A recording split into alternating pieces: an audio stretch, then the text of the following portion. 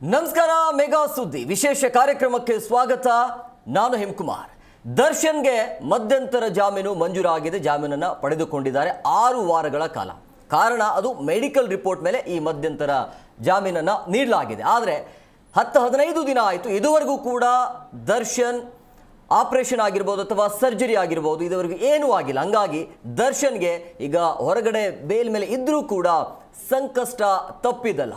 So ಯಾವ ರೀತಿಯಾಗಿ ಸಂಕಷ್ಟ ಎದುರಾಗಬಹುದು ಅಂಥೇಳಿ, ಒಂದು ವೇಳೆ ಸರ್ಜರಿ ಆಗಿಲ್ಲ ಅಂತಂದರೆ ಮತ್ತೆ ವಾಪಸ್ ಜೈಲಿಗೆ ಹೋಗುವಂಥ ಸಾಧ್ಯತೆ ಹೆಚ್ಚಾಗಿರುತ್ತೆ. ಯಾಕಂದರೆ ಈಗಾಗಲೇ ಪೊಲೀಸ್ ಇಲಾಖೆಯಿಂದ ಅಥವಾ ಪೊಲೀಸ್ ಟೀಮ್ ಮತ್ತೆ ಈಗ ಸುಪ್ರೀಂ ಕೋರ್ಟ್ ಹೋಗೋದಕ್ಕೆ ಅಥವಾ ಮೇಲ್ಮನವಿಯನ್ನು ಸಲ್ಲಿಕೆ ಮಾಡೋದಕ್ಕೆ ಎಲ್ಲ ರೀತಿಯಾದ ತಯಾರಿಯನ್ನು ಮಾಡಿಕೊಂಡಿದ್ದಾರೆ. ಸರ್ಜರಿ ಬೇಕಿಲ್ಲ ಅಂತಂದರೆ ಅವ್ರಿಗೆ ಯಾಕೆ ಬೇಲ್ ಬೇಕು ಅನ್ನುವಂಥ ವಿಚಾರ. ಸೊ ಹಂಗಾಗಿ ಒಂದು ವೇಳೆ ಗೃಹ ಇಲಾಖೆ ಏನಾದರೂ ಗ್ರೀನ್ ಸಿಗ್ನಲ್ ಕೊಟ್ಟಿದ್ದೇ ಆದಲ್ಲಿ ದರ್ಶನ್ಗೆ ಸಂಕಷ್ಟ ಎದುರಾಗುತ್ತೆ. ಸೊ ಯಾವೆಲ್ಲ ಸಂಕಷ್ಟ ಎದುರಾಗಬಹುದು, ಜೊತೆಗೆ ದರ್ಶನ್ಗೆ ಮುಂದೆ ಇರುವಂತಹ ಸವಾಲುಗಳು ಏನು, ಎಲ್ಲದರ ಬಗ್ಗೆ ಚರ್ಚೆ ಮಾಡ್ತೀವಿ. ಇವತ್ತಿನ ವಿಶೇಷ, ದರ್ಶನ್ಗೆ ತ್ರಿಬಲ್ ಟೆನ್ಷನ್, ಸುಪ್ರೀಂ ತಲೆಬಿಸಿ.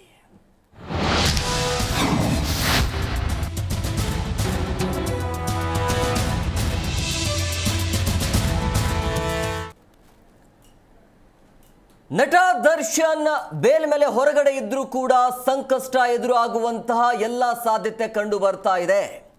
ಸೊ ನಟ ದರ್ಶನ್ ಜಾಮೀನು ರದ್ದು ಕೋರಿ ಸುಪ್ರೀಂಗೆ ಮೇಲ್ಮನವಿಯನ್ನ ಸಲ್ಲಿಸುವಂತಹ ಸಾಧ್ಯತೆ ಇದೆ. ಮೇಲ್ಮನವಿಗೆ ಸರ್ವ ಸಿದ್ಧತೆಯನ್ನ ಈಗಾಗಲೇ ಗೃಹ ಇಲಾಖೆ ಮಾಡಿಕೊಂಡಿದೆ. ಒಂದು ವೇಳೆ ಗ್ರೀನ್ ಸಿಗ್ನಲ್ ಕೊಟ್ಟಿದೆ ಆದಲ್ಲಿ ಸಂಕಷ್ಟ ಎದುರಾಗುತ್ತೆ. ಗೃಹ ಇಲಾಖೆಯಿಂದ SLP ಅಂದರೆ ಸ್ಪೆಷಲ್ ಲೀವ್ ಪೆಟಿಷನ್ ಅಂತ ಕರಿತೀವಿ. ಈಗ ಸಲ್ಲಿಕೆ ಮಾಡೋದಕ್ಕೆ ಅಷ್ಟು ನೀಡುವಂತಹ ಸಾಧ್ಯತೆ ಇದೆ. ಸೋಮವಾರ ಸುಪ್ರೀಂ ಕೋರ್ಟಲ್ಲಿ ವಕೀಲರಾಗಿರುವಂಥ ರಘುಪತಿ ಮೇಲ್ಮನವಿಯನ್ನ ಸಲ್ಲಿಕೆ ಮಾಡಬಹುದು. ಹೈಕೋರ್ಟ್ ನೀಡಿರುವಂತಹ ಮಧ್ಯಂತರ ಜಾಮೀನು ಆದೇಶವನ್ನ, ಈ ಆದೇಶ ಏನಿದೆಯಲ್ಲ ಅದು ಕ್ಯಾನ್ಸಲ್ ಆಗಬೇಕು, ರದ್ದತಿಗೆ ಮನವಿಯನ್ನ ಸಲ್ಲಿಸಲಾಗತ್ತೆ. ಸೋಮವಾರ SPP ಪ್ರಸನ್ನಕುಮಾರ್ ಮೇಲ್ಮನವಿ ಅರ್ಜಿಗೆ ಅಗತ್ಯವಾಗಿರುವಂತಹ ದಾಖಲೆಯನ್ನ ಸಿದ್ಧಪಡಿಸಿಕೊಂಡಿದ್ದಾರೆ. ಸುಪ್ರೀಂ ಮೇಲ್ಮನವಿಗೆ ಬೇಕಾಗಿರುವಂತಹ ಅಗತ್ಯ ದಾಖಲಾತಿಗಳ ಭಾಷಾಂತರ ಕಾರ್ಯ ಈಗಾಗಲೇ ನಡೀತಾ ಇದೆ. ಸೊ ಬೆನ್ನು ಹುರಿ ನೋವಿಗೆ ಆಪರೇಷನ್ ಮುನ್ನ ಭೂಪತಿಗೆ ಇಲ್ಲಿ ಬೇಲ್ ಅಥವಾ ಈ ಒಂದು ಅವ್ರೇನು ಬೇಲೇನು ಕೊಟ್ಟಿದ್ದಾರಲ್ಲ ಅದು ಕ್ಯಾನ್ಸಲ್ ಆಗತ್ತಾ ಇಲ್ವಾ ಅನ್ನುವಂಥ ಪ್ರಶ್ನೆ ಈಗ. ಒಂದು ವೇಳೆ ಆಪರೇಷನ್ ಆಗಿಲ್ಲ ಅಂತಂದರೆ ಅದರ ಅವಶ್ಯಕತೆ ಇಲ್ಲ ಅಂತಂದರೆ ಸಂಕಷ್ಟ ಎದುರಾಗತ್ತೆ ಅಥವಾ ಅನಿವಾರ್ಯವಾಗಿ ಆಪರೇಷನ್ಗೆ ಒಳಗಾಗ್ತಾರ ದರ್ಶನ್ ಅಂತೇಳಿ. ಪ್ರಮುಖವಾಗಿ ದರ್ಶನ್ಗೆ ಮುಂದೆ ಇರುವಂಥ ಸವಾಲುಗಳೇನು ಅದನ್ನು ಕೂಡ ಕ್ವಿಕ್ ಆಗಿ ನೋಡ್ತಾ ಹೋಗೋಣ. ಮುಂದೆ ದರ್ಶನ್ಗೆ ಇರುವಂಥ ಚಾಲೆಂಜ್ ನೋಡಿ, ಆಪರೇಷನ್ ಮಾಡಿಸಿಕೊಳ್ಳಬೇಕಾದ ಅನಿವಾರ್ಯತೆ ಎದುರಾಗತ್ತೆ ದರ್ಶನ್ಗೆ. ಒಂದು ವೇಳೆ ಹೊರಗಡೆನೆ ಇರಬೇಕು ಅಂತಂದರೆ, ಇಲ್ಲ ಪರವಾಗಿಲ್ಲ ಒಳಗೆ ಹೋಗ್ತೀನಿ ಅಂದರೆ ಬೇಡ ಹಂಗೆ. ಇನ್ನು ಇದಾದ ನಂತರ ಫಿಸಿಯೋಥೆರಪಿ ಜೊತೆಗೆ ಆಪರೇಷನ್ ಕೂಡ ಅಗತ್ಯ ಅಂತ ಹೇಳಲಾಗ್ತಾ ಇದೆ. ಅದರ ಮೇಲೆ ಬೇಲ್ ಕೂಡ ಕೊಡಲಾಗಿದೆ. ಇದುವರೆಗೂ ಕೂಡ ಟ್ರೀಟ್ಮೆಂಟ್ ನಡೀತಾನೆ ಇದೆ, ಆದರೆ ಅದರ ಬಗ್ಗೆ ಮಾಹಿತಿ ಇಲ್ಲ. ಇನ್ನು ಫಿಸಿಯೋಥೆರಪಿ ಜೈಲಿನಲ್ಲಿ ಇದ್ಕೊಂಡೇ ಅದನ್ನು ಮಾಡಬಹುದಾಗಿತ್ತು, ಅದಕ್ಕೆ ಅವಕಾಶ ಇದೆ, ಚಿಕಿತ್ಸೆಗೆ ಅವಕಾಶ ಇದೆ, ಈ ರೀತಿಯ ಪ್ರಶ್ನೆಗಳು ಇದೆ. ಸೊ ಆಪರೇಷನ್ ಅಗತ್ಯ ಅಂತೇಳಿ ಹೈಕೋರ್ಟ್ನಲ್ಲಿ ದರ್ಶನ್ ಬೇಲ್ ಪಡೆದುಕೊಂಡಿದ್ದಾರೆ 6 ವಾರಗಳ ಕಾಲ. ಏನೇ ಇದ್ರೂ ಕೂಡ ಮೆಡಿಕಲ್ ರಿಪೋರ್ಟನ್ನು ಅವರು ಸಲ್ಲಿಸಬೇಕಾಗತ್ತೆ. ಬಟ್ ಇದುವರೆಗೂ ಕೂಡ ಏನೂ ಇಲ್ಲ, ಸರ್ಜರಿ ಆಗಿಲ್ಲ, ಕೇವಲ ಚಿಕಿತ್ಸೆಯನ್ನು ಮಾತ್ರ ಪಡಿತಾ ಇದ್ದಾರೆ. ಈಗ ಕುಟುಂಬಸ್ಥರು ಆಪರೇಷನ್ ಮಾಡಲು ವೈದ್ಯರಿಗೆ ಸಮ್ಮತಿ ನೀಡುವಂಥ ಸಾಧ್ಯತೆ ಹೆಚ್ಚಾಗಿದೆ. ಇನ್ನಷ್ಟು ದಿನ ಹೊರಗಡೆ ಇರಬೇಕು ಅಂತಂದರೆ ಆಪರೇಷನ್ ಮಾಡಬಹುದು ಅನ್ನುವಂಥ ಲೆಕ್ಕಾಚಾರ. ಒಂದು ವೇಳೆ ಆಪರೇಷನ್ ಇಲ್ಲ ಅಂತಂದರೆ ಆಯಿತು ಅಂಥೇಳಿ ಜೈಲಿಗೆ ವಾಪಸ್ ಹೋಗಬೇಕಾಗತ್ತೆ. ಆ ರೀತಿಯ ಪರಿಸ್ಥಿತಿ ಎದುರಾಗತ್ತೆ. ಈಗಾಗಲೇ ಒಂದು 15ರಿಂದ ಒಂದು 16 ದಿನ ಆಯಿತು ಹೊರಗಡೆ ಇದ್ದಾರೆ. ಬಟ್ ಇದುವರೆಗೂ ಕೂಡ ಕ್ಲಾರಿಟಿ ಸಿಗ್ತಾ ಇಲ್ಲ. ಇನ್ನು 2 ದಿನದಲ್ಲಿ ಅದು ಕೋರ್ಟ್ಗೆ ಅದರ ಬಗ್ಗೆ ಮಾಹಿತಿಯನ್ನು ಕೊಡಬಹುದು. ಇನ್ನು ಪ್ರಮುಖವಾಗಿ ದರ್ಶನ್ಗೆ ಹಾಸ್ಪಿಟಲಲ್ಲಿ ಯಾವ ರೀತಿಯಾಗಿ ಟೆನ್ಷನ್ ಇರಬಹುದು ಅಂತೇಳಿ, ದರ್ಶನ್ ಆಪರೇಷನ್ ಆದರೆ ಮೊದಲ ರೀತಿಯ ಲೈಫ್ ಸ್ಟೈಲ್ ಕಷ್ಟ ಆಗತ್ತೆ, ಸಿನಿಮಾಗೂ ಕೂಡ ಎಫೆಕ್ಟ್ ಆಗುತ್ತೆ. ಇನ್ನು ವೈದ್ಯರ ಸೂಚನೆಯಂತೆ ಮುಂದಿನ ಲೈಫ್ ಸ್ಟೈಲನ್ನು ಕೂಡ ನಡೆಸಬೇಕಾಗತ್ತೆ. ಅಂದರೆ ಈ ಒಂದು ವೇಳೆ ಸರ್ಜರಿ ಆದಮೇಲೆ ರೆಸ್ಟ್ ಬೇಕಾಗತ್ತೆ ಅಥವಾ ಅವ್ರು ಹೇಳ್ದಂಗೆ ಕೇಳಬೇಕಾಗತ್ತೆ, ಅದು ಕೂಡ ಕಷ್ಟ ಆಗ್ಬೋದು. ಸೊ ಈಗಿನಂತೆ ಚಿತ್ರಗಳಲ್ಲಿ ಈ ಸೀನ್ಸ್ಗಳು ಆಗಿರ್ಬೋದು, ಅಂದರೆ ಫೈಟಿಂಗ್ ಬೇರೆ ಬೇರೆ ಸೀನ್ಗಳು ಬರ್ತಾವಲ್ಲ, ಆ್ಯಕ್ಷನ್ ಸೀನ್ ಆಗಿರ್ಬೋದು, ಜೊತೆಗೆ ಡ್ಯಾನ್ಸಿಂಗ್ ಆಗಿರ್ಬೋದು, ಇದಕ್ಕೆ ಭಾಗಿಯಾಗೋದಕ್ಕೆ ಕಷ್ಟ ಆಗುತ್ತೆ. ಆಪರೇಷನ್ ಇಲ್ಲದೆ ಫಿಸಿಯೋಥೆರಪಿ ಮುಂದುವರಿಸಿದರೆ ಏನಾಗುತ್ತೆ, ಬೇಲ್ ಕ್ಯಾನ್ಸಲ್ ಆಗುತ್ತೆ. ಸೊ ಜೈಲಿನಲ್ಲಿ ಇದ್ಕೊಂಡೆ ಈ ಫಿಸಿಯೋಥೆರಪಿಯನ್ನು ಪಡೆಯಬಹುದು. ಸೊ ಈ ಫಿಸಿಯೋಥೆರಪಿಗೆ ಜಾಮೀನು ಪಡೆದು ಹೊರಬರುವ ಅಗತ್ಯವಿಲ್ಲ ಅನ್ನೋದು ಮೇಲ್ನೋಟಕ್ಕೆ ಸ್ಪಷ್ಟವಾಗಿ ಗೊತ್ತಾಗ್ತಾ ಇದೆ. ಈಗ ಸರ್ಜರಿ ಅಥವಾ ಶಸ್ತ್ರಚಿಕಿತ್ಸೆ ಅವಶ್ಯಕತೆ ಇಲ್ಲ ಅಂತಂದರೆ ಜೈಲಿನಲ್ಲೇ ಇರ್ಬೋದು, ಹೊರಗಡೆ ಬರೋದೇನು ಅವಶ್ಯಕತೆ ಇಲ್ಲ. ಸೊ ಹಂಗಾಗಿ ಇದೆಲ್ಲವೂ ಕೂಡ ದರ್ಶನ್ಗೆ ಸವಾಲಿದೆ. ಇದ್ರ ಜೊತೆಗೆ ಅವರ ಅಭಿಮಾನಿಗಳ ವರ್ತನೆಯನ್ನು ನೋಡ್ತಾ ಇದ್ರೆ ಸಂಕಷ್ಟ ಕಟ್ಟಿಟ್ಟ ಬುತ್ತಿ ಅಂತ ಅನ್ನಿಸ್ತಾ ಇದೆ. ಎಲ್ಲದರ ಬಗ್ಗೆ ಸುದೀರ್ಘವಾಗಿ ನಾವು ನಿಮ್ಮ ಮುಂದೆ 1 ಗಂಟೆಗಳ ಕಾಲ ಚರ್ಚೆಯನ್ನು ಮಾಡ್ತೀವಿ. ಮುಂದಿನ ಭವಿಷ್ಯ ಏನಿರಬಹುದು ಅಂತೇಳಿ. ಇದಕ್ಕಿಂತ ಮೊದಲು ಈ ಪ್ರಕರಣದ ವಿಚಾರವಾಗಿ ದಯಾನಂದ್ ಅವರು, ಕಮಿಷನರ್ ಅವರು ಮಾತನಾಡಿದ್ದಾರೆ. ಈ ಪ್ರಕರಣಕ್ಕೆ ಸಂಬಂಧಪಟ್ಟಂತೆ ಕೇಳೋಣ ಬನ್ನಿ. ಪ್ರಕರಣಕ್ಕೆ ಸಂಬಂಧಪಟ್ಟ ಹಾಗೆ ಏನು ಒಬ್ಬ ಪ್ರಮುಖ ಆರೋಪಿಗೆ ಇಂಟರಿಮ್ ಬೇಲ್ ಕೊಡಲಾಗಿತ್ತು. ಅದಕ್ಕೆ ಸಂಬಂಧಪಟ್ಟ ಹಾಗೆ ಸರ್ವೋಚ್ಚ ನ್ಯಾಯಾಲಯದಲ್ಲಿ ಅಪೀಲನ್ನು ಸಲ್ಲಿಸಲಿಕ್ಕೆ ಸರ್ಕಾರದಿಂದ ಅನುಮತಿ ಸಿಕ್ಕಿದೆ. ಅದರ ಅಪೀಲನ್ನು ನಾವು ಎಲ್ಲ ಕ್ರಮಗಳನ್ನು ಅನುಸರಿಸಿ ಸರ್ವೋಚ್ಚ ನ್ಯಾಯಾಲಯದಲ್ಲಿ ಫೈಲ್ ಮಾಡಲಿದ್ದೇವೆ. ಅದು ಹೇಳಲಿಕ್ಕಾಗಲ್ಲ, ಬಿಕಾಸ್ ಪ್ರೊಸೀಜರ್ ಫಾಲೋ ಮಾಡಬೇಕು. ಅದು ಇಲ್ಲದೇ ಯಾಕೆ ಮಾಡಿಸಿ.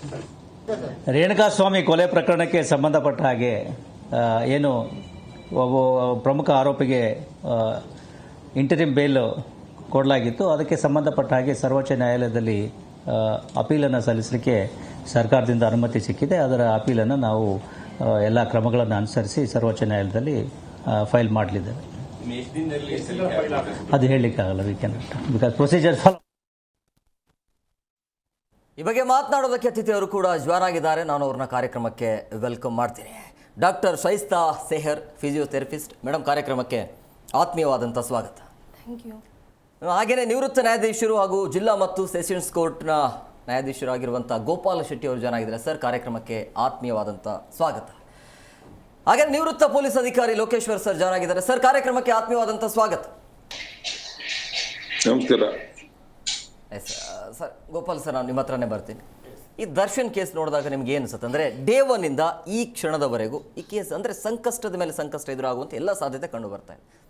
ಏನು ಹೇಳ್ತೀರಿ ಕೇಸ್ ಬಗ್ಗೆ? ಈ ಕೇಸ್ನಲ್ಲಿ ದರ್ಶನ್ಗೆ ಗಂಭೀರವಾದ LS ಸ್ಪೈನ್ ಮತ್ತು ಅವರಿಗೆ ಕಾಲು ಹಿಪ್ಪು ಜಾಯಿಂಟಲ್ಲಿ ತುಂಬ ಗಂಭೀರವಾದ ನೋವು ಇರೋದ್ರಿಂದ ಆ ಪ್ರಕರಣನ 2 ಸುಪ್ರೀಂ ಕೋರ್ಟ್ ತೀರ್ಪಿನನ್ನು ಅವಲಂಬಿಸಿ ನಮ್ಮ ಗೌರವಾನ್ವಿತ ಹೈಕೋರ್ಟ್ ಉಚ್ಚ ನ್ಯಾಯಾಲಯವು ಅವರಿಗೆ 6 ವಾರಗಳ ಕಾಲ ಜಾಮೀನು ನೀಡಿದೆ.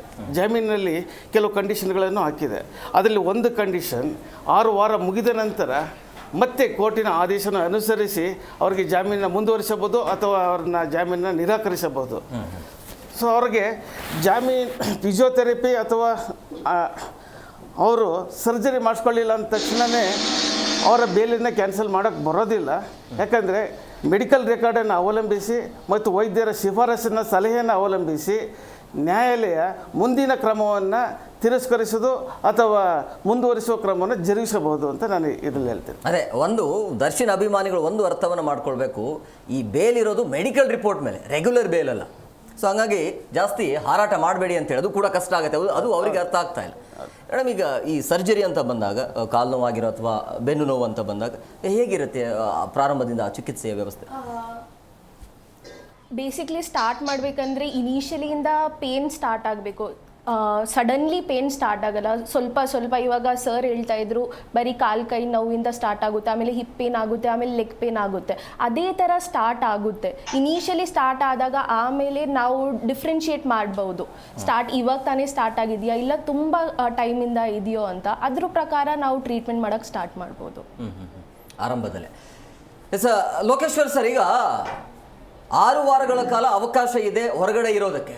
ಬಟ್ ಇದ್ದಕ್ಕಿದ್ದ ಹಾಗೆ ಈಗ ಪೊಲೀಸ್ ಟೀಮ್ ಸುಪ್ರೀಂಗೆ ಹೋಗೋದಕ್ಕೆ ಏನು ಕಾರಣ ಇರಬಹುದು ಅಂತ ನೋಡಿ. ಒಂದು ವಿಚಾರ, ನ್ಯಾಯಾಲಯಕ್ಕೆ ಮೊದಲನೇದಾಗಿ ಸುಳ್ಳು ಮಾಹಿತಿಯನ್ನ ಕೊಡೋದು ಅಪರಾಧನೂ ಉಂಟು, ಶಿಕ್ಷೆಗಾರರಾದ ವಿಚಾರ ಅನ್ನೋದು ಒಂದಿರ್ಲಿ. ಈ ಮೆಡಿಕಲ್ ರೆಕಾರ್ಡ್ಸ್ ಮತ್ತು ಮೆಡಿಕಲ್ ಪ್ರೊಸೀಜರ್ ಏನು ಅವ್ರಿಗೆ ಬೇಲ್ ಮ್ಯಾಟರ್ ಬಗ್ಗೆ ಕೋರ್ಟ್ಗೆ ಸಬ್ಮಿಟ್ ಮಾಡಿದ್ರು, ಅದು ಡಿಫ್ರೆಂಟ್ ಆಗಿದೆ. ಯಾಕಂದ್ರೆ ಮೆಡಿಕಲ್ ಬೋರ್ಡ್ ಅಂತ ಇದೆ ನಮ್ಮಲ್ಲಿ, ಬೆಂಗಳೂರಲ್ಲಿ, ವಿಕ್ಟೋರಿಯಾದಲ್ಲೂ ಇದೆ, ಬೋರಿಂಗ್ ಅಲ್ಲಿ ಇದೆ. ಈ ತರದ್ದೆಲ್ಲ ಏನು ಮ್ಯಾಟರ್ಸ್ ಇರ್ತವೆ ಅದು ಬೋರ್ಡ್ಗೆ ರೆಫರ್ ಆಗ್ಬೇಕು. ಬೋರ್ಡ್ ಅಲ್ಲಿ ಡಾಕ್ಟರ್ಸ್, ಒಂದು ಟೀಮ್ ಆಫ್ ಡಾಕ್ಟರ್ಸ್ ಇರ್ತಾರೆ. ಅವರು ಇದನ್ನೆಲ್ಲ ವೆರಿಫೈ ಮಾಡಿ ಅದು ಜಿನೈನಿಟಿ ಇದೆಯಾ, ಅದಕ್ಕೆ ಅವಶ್ಯಕತೆ ಇದೆಯಾ, ಸರ್ಜರಿ ಅಥವಾ ಇನ್ನೇನಾದ್ರು ಟ್ರೀಟ್ಮೆಂಟ್, ಅದಕ್ಕೆ ಆಚೆ ಹೋಗೋ ಅವಶ್ಯಕತೆ ಇದೆಯಾ, ಅದೆಲ್ಲ ನೋಡಿ ಅವರು ರೆಕಮೆಂಡ್ ಮಾಡಬೇಕು. ಇಲ್ಲೇನಾಗಿತ್ತು, ವಿಮ್ಸ್ ಬಳ್ಳಾರಿ ಆಸ್ಪತ್ರೆಯಲ್ಲಿ ಅದಕ್ಕೆ ಆ ಮಟ್ಟದ ಯಾವುದು ತಂಡ ಇಲ್ಲ, ಅಲ್ಲಿ ಯಾವುದೇ ಬೋರ್ಡ್ ಇಲ್ಲ. ಕೇವಲ ಅಲ್ಲಿ ಇದ್ದಂತ ಲಿಮಿಟೆಡ್ ಡಾಕ್ಟರ್ಸ್ ಮತ್ತೆ ಅವರ ಲಿಮಿಟೆಡ್ ಎಕ್ಸ್ಪೀರಿಯನ್ಸ್ ಅಲ್ಲಿ ಕೆಲವು ಟೆಸ್ಟ್ ಗಳನ್ನ ಮಾಡಿ ಅವರು ಒಂದು ವರದಿ ಕೊಟ್ಟಿದ್ದಾರೆ. ಅವ್ರಿಗೆ ಫಿಸಿಯೋಥೆರಪಿ ಅಥವಾ ಶಸ್ತ್ರಚಿಕಿತ್ಸೆ ಅವಶ್ಯಕತೆ ಬರಬಹುದು ಅಂತ ಅವ್ರೇನೋ ಕೊಟ್ಟಿದ್ದಾರೆ ಅಂತ ಮಾಹಿತಿ.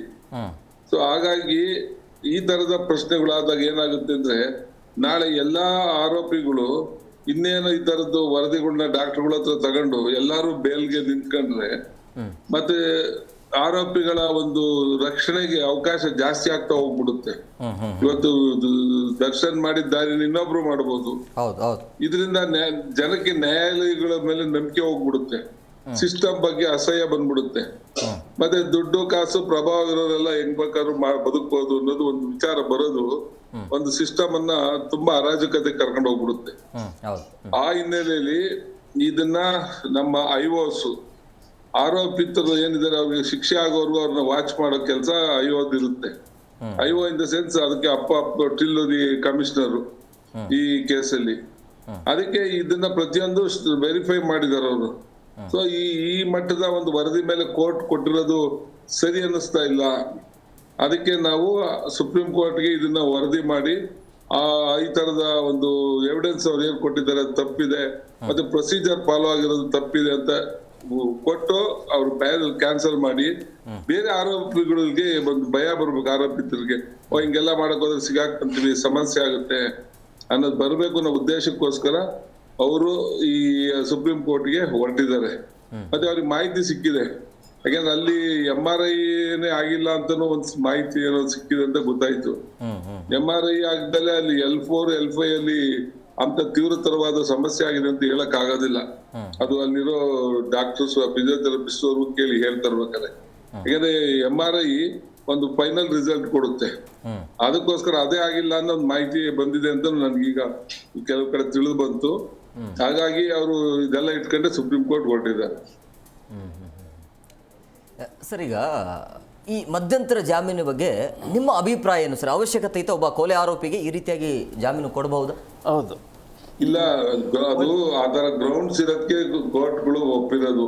ಯಾಕೆಂದ್ರೆ ಮಧ್ಯದಲ್ಲಿ ಯಾರಿಗೊಬ್ಬ ಹಾರ್ಟ್ ಪೇಷಂಟ್ ಹಾರ್ಟ್ ಅಟ್ಯಾಕ್ ಆಗುತ್ತೆ ಕಂಡೀಷನ್ಸ್ ಮತ್ತೆ ಅವನು ಹ್ಯೂಮನ್ ಕನ್ಸಿಡರೇಷನ್ಸ್ ಏನಿದೆ ಅದೆಲ್ಲದನ್ನು ಎಲ್ಲಾ ಸಂದರ್ಭದಲ್ಲೂ ಪೊಲೀಸ್ ಸ್ಟೇಷನ್ ಅಲ್ಲಿ ಇರ್ಬೋದು ಅಥವಾ ಜೈಲಲ್ಲಿ ಇರ್ಬೋದು ಕೊಡ್ಲೇಬೇಕಾದ ಒಂದು ವ್ಯವಸ್ಥೆ ನಮ್ಮಲ್ಲಿದೆ. ಅದಕ್ಕೆ ಒಂದು ವಿಚಾರ ಇಟ್ಕೊಂಡೆ ಕೋರ್ಟು ಅದಕ್ಕೆ ಸಂಬಂಧಪಟ್ಟ ದಾಖಲೆಗಳು ನಿಜಾನ, ಅವಶ್ಯಕತೆ ಗ್ಯಾರಂಟಿ ಬೇಕಾಗಿದೆಯಾ, ಏನಾದ್ರೂ ನೆಸಿಟಿ ಅಷ್ಟೊಂದಿದೆಯಾ ಅನ್ನೋದೆಲ್ಲ ವೆರಿಫೈ ಮಾಡಿ ಇದು ಕೊಟ್ಟಿರೋದು. ಬಟ್ ಆದ್ರೂ ಕೋರ್ಟ್ಗೂ ದಿಕ್ಕು ತಪ್ಪಿಸುವಂತ ದಾಖಲೆಗಳು ತಲುಪಿಸಬಹುದು. ಯಾಕಂದ್ರೆ ಕೋರ್ಟ್ ಆಸ್ಪತ್ರೆಗೆ ಹೋಗಿ ವೆರಿಫೈ ಮಾಡಿರಲ್ಲ. ಹಿಂದೆ ತಮಗೆ ತೆಲುಗಿ ಪ್ರಕರಣ ಗೊತ್ತಿರ್ಬೋದು. ತೆಲುಗಿ ಕೇಸಲ್ಲೂ ಈ ತರ ಸುಳ್ಳು ಪ್ರಮಾಣ ಪತ್ರಗಳನ್ನ ಕೊಟ್ಟು ಡಾಕ್ಟರ್ಗಳು ಜೈಲ್ ಸೇರ್ಬೇಕಾಯ್ತು. ಹಿಂದೆ ಆಗಿದೆ ಅದೆಲ್ಲ ಆಲ್ರೆಡಿ. ಇದು ಹೊಸದಲ್ಲ. ಈ ತರದ್ದು ಅವನು ಹುಷಾರಿಲ್ಲದ ಅವನು ತಪ್ಪಿಸ್ಕೊಂಡು ಹೋಗಕ್ಕೆ ಬೇಲ್ಗೆ ಹೋಗೋಕ್ಕೋಸ್ಕರ ಅವನು ಎಲ್ಲ ಮಾಡಿ ಏನೇನೋ ನಡೆದಿತ್ತು. ಅವಾಗ ಡಾಕ್ಟರ್ಸ್ಗಳು ಎಲ್ಲ ಕೊನೆಗೆ ಜೈಲ್ ಸೇರ್ಬೇಕಾಯ್ತು. ಆ ಹಿನ್ನೆಲೆಯಲ್ಲಿ ಇದನ್ನು ಇವತ್ತು ಸೀರಿಯಸ್ ಆಗುವಂತ ಪರಿಸ್ಥಿತಿ ಬರ್ಬೋದು.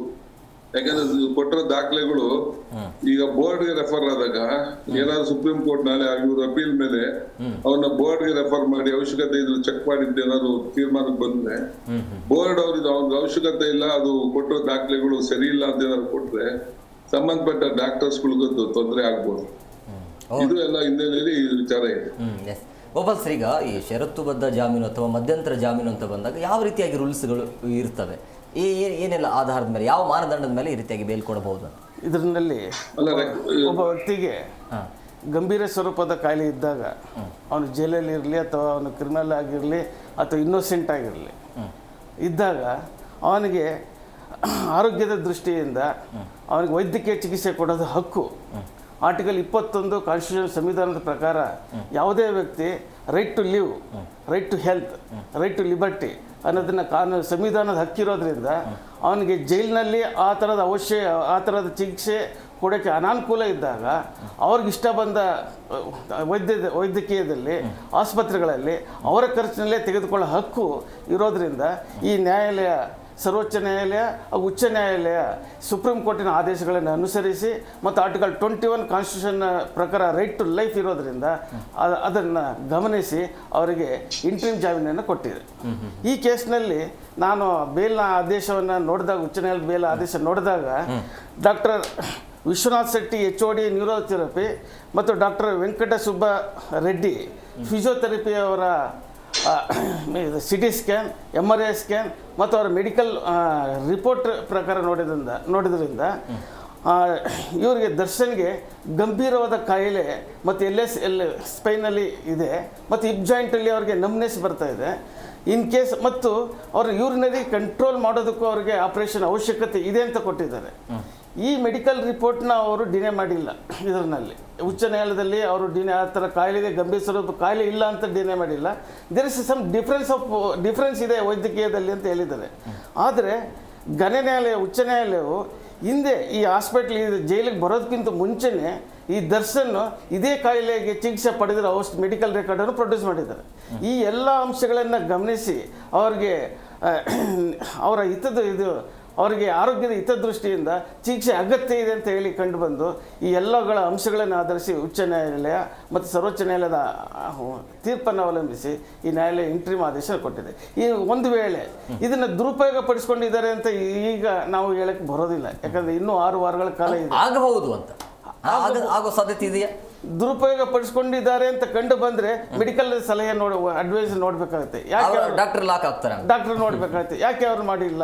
ಈ ಸರ್ಜರಿನ ಮಾಡದೆ ಅದನ್ನ ಕಾಯಿಲೆನ ವಾಸಿ ಮಾಡ್ಬೋದು ಅಂತ ಏನಾದ್ರು ಡಾಕ್ಟರ್ ಏನು ಕೊಟ್ಟು ಅದನ್ನು ಎಕ್ಸ್ಟೆಂಡ್ ಮಾಡಿದ್ರೆ ಅದು it's A discretion of the court. It can be extended R rejected. ಇದು ಇದೆ ಮೇಡಮ್. ಈಗ ಬೆನ್ನು ನೋವಿಗೆ ಸರ್ಜರಿ ಅವಶ್ಯಕತೆ ಇರುತ್ತಾ? ಡಿಪೆಂಡ್ಸ್ ಅವ್ರು ಎಷ್ಟು ಪರ್ಸೆಂಟೇಜ್ ಪೇಯ್ನ್ ಅವ್ರಿಗೆ ಎಷ್ಟು ಇರುತ್ತೆ ಅಂತ. ಸಮ್ಟೈಮ್ಸ್ ಇವಾಗ 30 to 70% ಪೇಯ್ನ್ ಇದ್ದರೆ ಮ್ಯಾನೇಜಬಲ್ ಇರುತ್ತೆ, ಬಟ್ ಮತ್ತೆ ಪೇಯ್ನ್ ಬರೋದು ತುಂಬ ಲಾಜ್ಮಿ. ಅದಕ್ಕೆ sometimes surgery is preferable, sometime it's not. Completely depend on people to people. ನಾವು ಹೇಳೋಕ್ಕಾಗಲ್ಲ ಈ ಪರ್ಸನ್ಗೆ ಸರ್ಜರಿ ಬೇಕು, ಈ ಪೀಪಲ್ಗೆ ಸರ್ಜರಿ ಬೇಡ ಅಂತ. ಸೊ ಅವ್ರಿಗೆ ಅಗತ್ಯ ಇದ್ದರೆ, ಇವಾಗ ಸರ್ ಸಿಂಪ್ಟಮ್ಸ್ ಹೇಳ್ತಾ ಇದ್ರು, ಆ ಸಿಂಪ್ಟಮ್ಸ್ ಬರ್ತಾನೆ ಇರುತ್ತೆ, ಮತ್ತೆ ಹೋಗ್ತಾನೆ ಇರುತ್ತೆ ಮತ್ತೆ. ಸೊ ನಾವು ಹೇಳೋಕ್ಕಾಗಲ್ಲ surgery is a only option are the physiotherapy is a only option ಅಂತ. ಎಲ್ಲದಕ್ಕೂ 70 to 80% chances of recurring is very often. ಅದು ಹೇಗೆ ಅಂದರೆ ಲಕ್ಷಣಗಳು ಯಾವ ರೀತಿಯಾಗಿರುತ್ತೆ? ಈ ಬೆನ್ನು ನೋವು ಬಂದಾಗ ಮುಂಜಾಗ್ರತವಾಗಿ ಯಾವ ರೀತಿಯಾಗಿ ಕ್ರಮವನ್ನು ಕೈಗೊಳ್ಳಬಹುದು? ಇವಾಗ ದ ಸಿಂಪ್ಟಮ್ಸ್ ಲಕ್ಷಣ ಹೆಂಗೆ ಗೊತ್ತಾಗುತ್ತೆ ನಿಮಗೆ ಅಂತ? ಸಡನ್ಲಿ ಪೇನ್, ಇವಾಗ L4 L5 ನಮ್ಗೆ ತುಂಬ ರಿಸ್ಕಿ ಜಾಯಿಂಟ್ ಥರ ಅದಿರೋದು. ಅದು ಯಾವಾಗಲೂ ಒಂದ್ಸಲ ನಿಮ್ಮ ಬೋನ್ ಮಧ್ಯೆ ಒಂದು ಕುಷನಿ ಲೇಯರ್ ಥರ ಇರುತ್ತೆ. ಆ ಕುಷನಿ ಲೇಯರ್ ಸ್ವಲ್ಪ ಈಚೆ ಬಂದಮೇಲೆ ವಾಪಸ್ ನಾವು ಆದ್ರೂ ದೆರ್ ಇಸ್ ಸಮ್ ಹಿಂಡರ್ನೆಸ್. ಅದು ಆ್ಯಕ್ಚುಲ್ ಪ್ಲೇಸಲ್ಲಿ ಹೋಗಿಲ್ಲ, ನಾವು ಆರ್ಟಿಫಿಷಿಯಲ್ ಕುಷನ್ ಒಳಗಡೆ ಆದ್ರೂ ಏನಾದ್ರೂ ಅದು ವಾಪಸ್ ಹೋಗಲ್ಲ. ಸೊ ಆವಾಗ ಸುಮ್ಮನೆ ಫಾರ್ವರ್ಡ್ ಬೆಂಡಿಂಗ್ ಮಾಡಿದ್ರು, ಸ್ವಲ್ಪ ರೊಟೇಷನ್, ಸ್ವಲ್ಪ ಜರ್ಕಿ ಮೂಮೆಂಟ್ ಏನಾದರೂ ಸಡನ್ನಾಗಿ ಏನಾದರೂ ಮಾಡಿದ್ರೆ ಪೇನ್ ಆಗಕ್ಕೆ ಸ್ಟಾರ್ಟ್ ಆಗುತ್ತೆ. ಬಟ್ ಅಷ್ಟು ಅಗ್ರಿವೇಟಿಂಗ್ ಇರಲ್ಲ. ಅದಾದಮೇಲೆ ಇದು ನಮ್ನೆಸ್ ಎಲ್ಲ ನಮ್ದು ಒಂದು ನರ್ವಿಂದ ಆ ಬೋನ್ ಕನೆಕ್ಟೆಡ್ ಇರುತ್ತೆ, ಶಿಯಾಟಿಕ್ ನರ್ವ್ ಅಂತ. ಆ ಬೋನ್ ಕನೆಕ್ಟೆಡ್ ಇರುತ್ತೆ ಅಲ್ವಾ, ಅದು ನಮ್ನೆಸ್ ಚಾಲು ಆಗಕ್ಕೆ ಸ್ಟಾರ್ಟ್ ಆಗಿಬಿಡುತ್ತೆ. ಅದಾದಮೇಲೆ you have to do something. Yes. Darshan ಕಡೆಯಿಂದ ಅಂದರೆ ಅವರ ವಕೀಲರಿಂದ ಯಾವ ರೀತಿಯಾಗಿ ತಯಾರಿ ಇರಬಹುದು ಇದನ್ನು ಎದುರಿಸೋದಕ್ಕೆ? ಅದರ ಲೋಕೇಶ್ವರ್ ಸರ್, ಈಗ ಒಬ್ಬ ಸೆಲೆಬ್ರಿಟಿಗೆ ಈ ಕೊಲೆ ಆರೋಪದಲ್ಲಿ ಹೇಗಿರುತ್ತೆ, ಅಂದರೆ ಶಿಕ್ಷೆಯ ಪ್ರಮಾಣ ಹೇಗಿರುತ್ತೆ ಅಂತ? ನೋಡಿ, ಅದು ಡಿಫ್ರೆಂಟ್ ಸೆಕ್ಷನ್ಸ್ ಇದೆ. ಅದರಲ್ಲಿ ಕಿಡ್ನಾಪ್ ಇದೆ, ಕನ್ಫೈನ್ಮೆಂಟ್ ಇದೆ, ಮತ್ತೆ ಅಸಾಲ್ಟ್ಸ್ ಇದಾವೆ, ಈ ತರ ಮತ್ತೆ ಅವನ ಮರ್ಡರ್ ಮಾಡಿದ್ದು, ಈ ಎಲ್ಲಾ ವಿಚಾರಗಳಲ್ಲೂ ಡಿಫ್ರೆಂಟ್ ಸೆಕ್ಷನ್ಸ್ ಇದೆ. ಕೊನೆಗೆ ಅದು life death or life imprisonment ಯಾವ್ದಾದ್ರೂ ಆಗ್ಬೋದು. ಆ ಕೊನೆ ಪನಿಷ್ಮೆಂಟ್, ಅದು ಕೊನೆ ಪನಿಷ್ಮೆಂಟ್ ಅದು. ಹಲೋ, ಆ ತರದ ಒಂದು ಅವಕಾಶಗಳು, ಆ ತರದ ಪನಿಷ್ಮೆಂಟ್ಸ್ಗಳು ಬರ್ತವೆ. ಈಗ ಕಿಡ್ನಾಪ್ ಫಸ್ಟ್ ಅವ್ರನ್ನ ಕರ್ಕೊಂಡ್ ಬಂದಿದ್ದು ಪ್ರೂವ್ ಆಗುವಂತ ವಿಚಾರಗಳು ಬಂದಾಗ ಕಿಡ್ನಾಪ್ ಸೆಕ್ಷನ್ ಸಂಬಂಧಪಟ್ಟಂಗೆ ಅಪ್ ಟು 7 years ವರ್ಗು ಇದಾಗ್ತವೆ. ಮತ್ತೆ ಕನ್ಫೈನ್ಮೆಂಟ್ಗೆ ಅದಕ್ಕೂ 3 years ವರ್ಗೂ ಬರುತ್ತೆ. ಆ ತರದ್ದು ಸಮಸ್ಯೆಗಳು, ಐ ಮೀನ್ ಪನಿಷ್ಮೆಂಟ್ಸ್ಗಳು ಬರ್ತಾ ಈ ಸೆಕ್ಷನ್ಸ್ ಮೇಲೆ ಹೋಗುತ್ತೆ. ಇಲ್ಲಿ ಅನೇಕ ಸೆಕ್ಷನ್ಸ್ ಇದೆ. ಮತ್ತೆ ಅದರಲ್ಲಿ ಇವರು ಗುಂಪಾಗಿ ಸೇರ್ ಮಾಡಿದ್ರು ಅನ್ನೋ ಸೆಕ್ಷನ್ಸ್ಗಳು ಇದಾವೆ. ಈ ಹಿನ್ನೆಲೆಯಲ್ಲಿ ಅವ್ರಿಗೆ ಲಾಸ್ಟ್ ಹೇಳಿದಲ್ಲ ನಾನು, ಡೆತ್ ಪೆನಾಲ್ಟಿವರೆಗೂ ಇದೆ. ಡೆತ್ ಪೆನಾಲ್ಟಿವರೆಗೂ ಇದೆ. ಅಂದ್ರೆ ಯಾರ್ಯಾರ ಪಾತ್ರ ಎಲ್ಲೆಲ್ಲಿ ಐತೆ ಅವ್ರಿಗೆ ಆಯಾ ಮಟ್ಟದ ಪನಿಷ್ಮೆಂಟ್ಸ್ ಇರುತ್ತೆ. ಕಿಡ್ನಾಪ್ ಮಾಡಿದ ಪಾತ್ರ ಆದ್ರೆ ಕಿಡ್ನಾಪ್, ಇವ್ರು ಕೂಡ ಹಾಕಿದ್ದು ಮಾಡಿದವ್ರಿಗೆ ಕೂಡ ಹಾಕಿದ್ದು, ಹೊಡೆದವ್ರಿಗೆ ಅವ್ರಿಗೆ ಆ ತರದೆಲ್ಲ ಇರುತ್ತೆ. ಅಲ್ಟಿಮೇಟ್ ಆಗಿ ಈ ಕೊಲೆಗೆ ಕಾರಣ ಯಾರು ಅನ್ನೋದು ಪ್ರಶ್ನೆ ಫೈನಲ್ ಆದ್ರೆ ಅವ್ರಿಗೆ ಲೈಫ್ ಇಂಪ್ರಿಸನ್ಮೆಂಟ್ ಅಥವಾ ಡೆತ್ ಪೆನಾಲ್ಟಿ, ವಿಶೇಷ ಪ್ರಕರಣ ಅಂತ ಏನಾದ್ರು ತೀರ್ಮಾನ ತಗೊಂಡ್ಬಿಟ್ರೆ, ಅವನಿಗೆ ಮಾಡಿರೋ ಚಿತ್ರಹಿಂಸೆ ಎಲ್ಲ ಒಂಥರ ಎಲ್ಲೂ ಕಂಡಿರದಂತ ಬೀಭತ್ಸವಾದಂತ ವಿಚಾರ ಅಂತ ಏನಾದ್ರು ತಗೊಂಡ್ರೆ ಅವಾಗ ಡೆತ್ ಪೆನಾಲ್ಟಿ ವರೆಗೂ ಬರ್ಬೋದು. ಅದು ಕಾನೂನಿನ ಚೌಕಟ್ಟು. Yes, okay sir. Gopal sir, ಈಗ ಒಂದು ವೇಳೆ ಈ ಗೃಹ ಇಲಾಖೆಯಿಂದ ಒಂದು ವೇಳೆ ಗ್ರೀನ್ ಸಿಗ್ನಲ್ ಸಿಕ್ಕಿದೆ ಆದಲ್ಲಿ ಬೇಲ್ ಕ್ಯಾನ್ಸಲ್ ಆಗುವಂಥ ಸಾಧ್ಯತೆ ಇರುತ್ತೆ? ಸಾಧ್ಯತೆ ಇರಲ್ಲ. ಯಾಕಂದರೆ ಎಲ್ಲದಕ್ಕೂ ಮೆಡಿಕಲ್ ರೆಕಾರ್ಡನ್ನೇ ಅವಲಂಬಿಸಬೇಕಾಗಿದೆ ಹೊರತು ಈ ಹೋಮ್ ಡಿಪಾರ್ಟ್ಮೆಂಟ್ನವರು ಗ್ರೀನ್ ಸಿಗ್ನಲ್ ಕೊಟ್ಟಿದ್ದಾರೆ ಅನ್ನೋ ಒಂದು ಕಾರಣಕ್ಕೆ ಅದು ಬೇಲನ್ನು ರಿಜೆಕ್ಟ್ ಮಾಡೋದಿಲ್ಲ ಕೋರ್ಟಲ್ಲಿ. ಯಾಕಂದರೆ ಸುಮಾರು ಈಗ ತಾನೇ 2023ನಲ್ಲಿ ಇಡಿ ಕೇಸ್ನಲ್ಲಿ ಎಕ್ಸ್ ಮಿನಿಸ್ಟರ್ ಡೆಲ್ಲಿ ಇವರನ್ನು ಸತ್ಯೇಂದ್ರ ಜೈನ್ ಅನ್ನೋರ ಮೇಲೆ 6 ವಾರಗಳ ಕಾಲ ಇದೇ ಸೇಮ್ ಕೇಸ್ನಲ್ಲಿ 6 ವಾರಗಳ ಕಾಲ ಮೆಡಿಕಲ್ ಗ್ರೌಂಡ್ ಮೇಲೆ ಅವ್ರಿಗೆ ಜಾಮೀನು ಕೊಟ್ಟಿರ್ತಾರೆ, ಇಂಟ್ರಿಮ್ ಬೇಲ್. ಮತ್ತು 10/7/2023ನಲ್ಲಿ ಸರ್ವೋಚ್ಚ ನ್ಯಾಯಾಲಯ ಮತ್ತೆ ಎಕ್ಸ್ಟೆಂಡ್ ಮಾಡ್ಕೊಂಡು ಹೋಗಿದೆ bail on medical ground.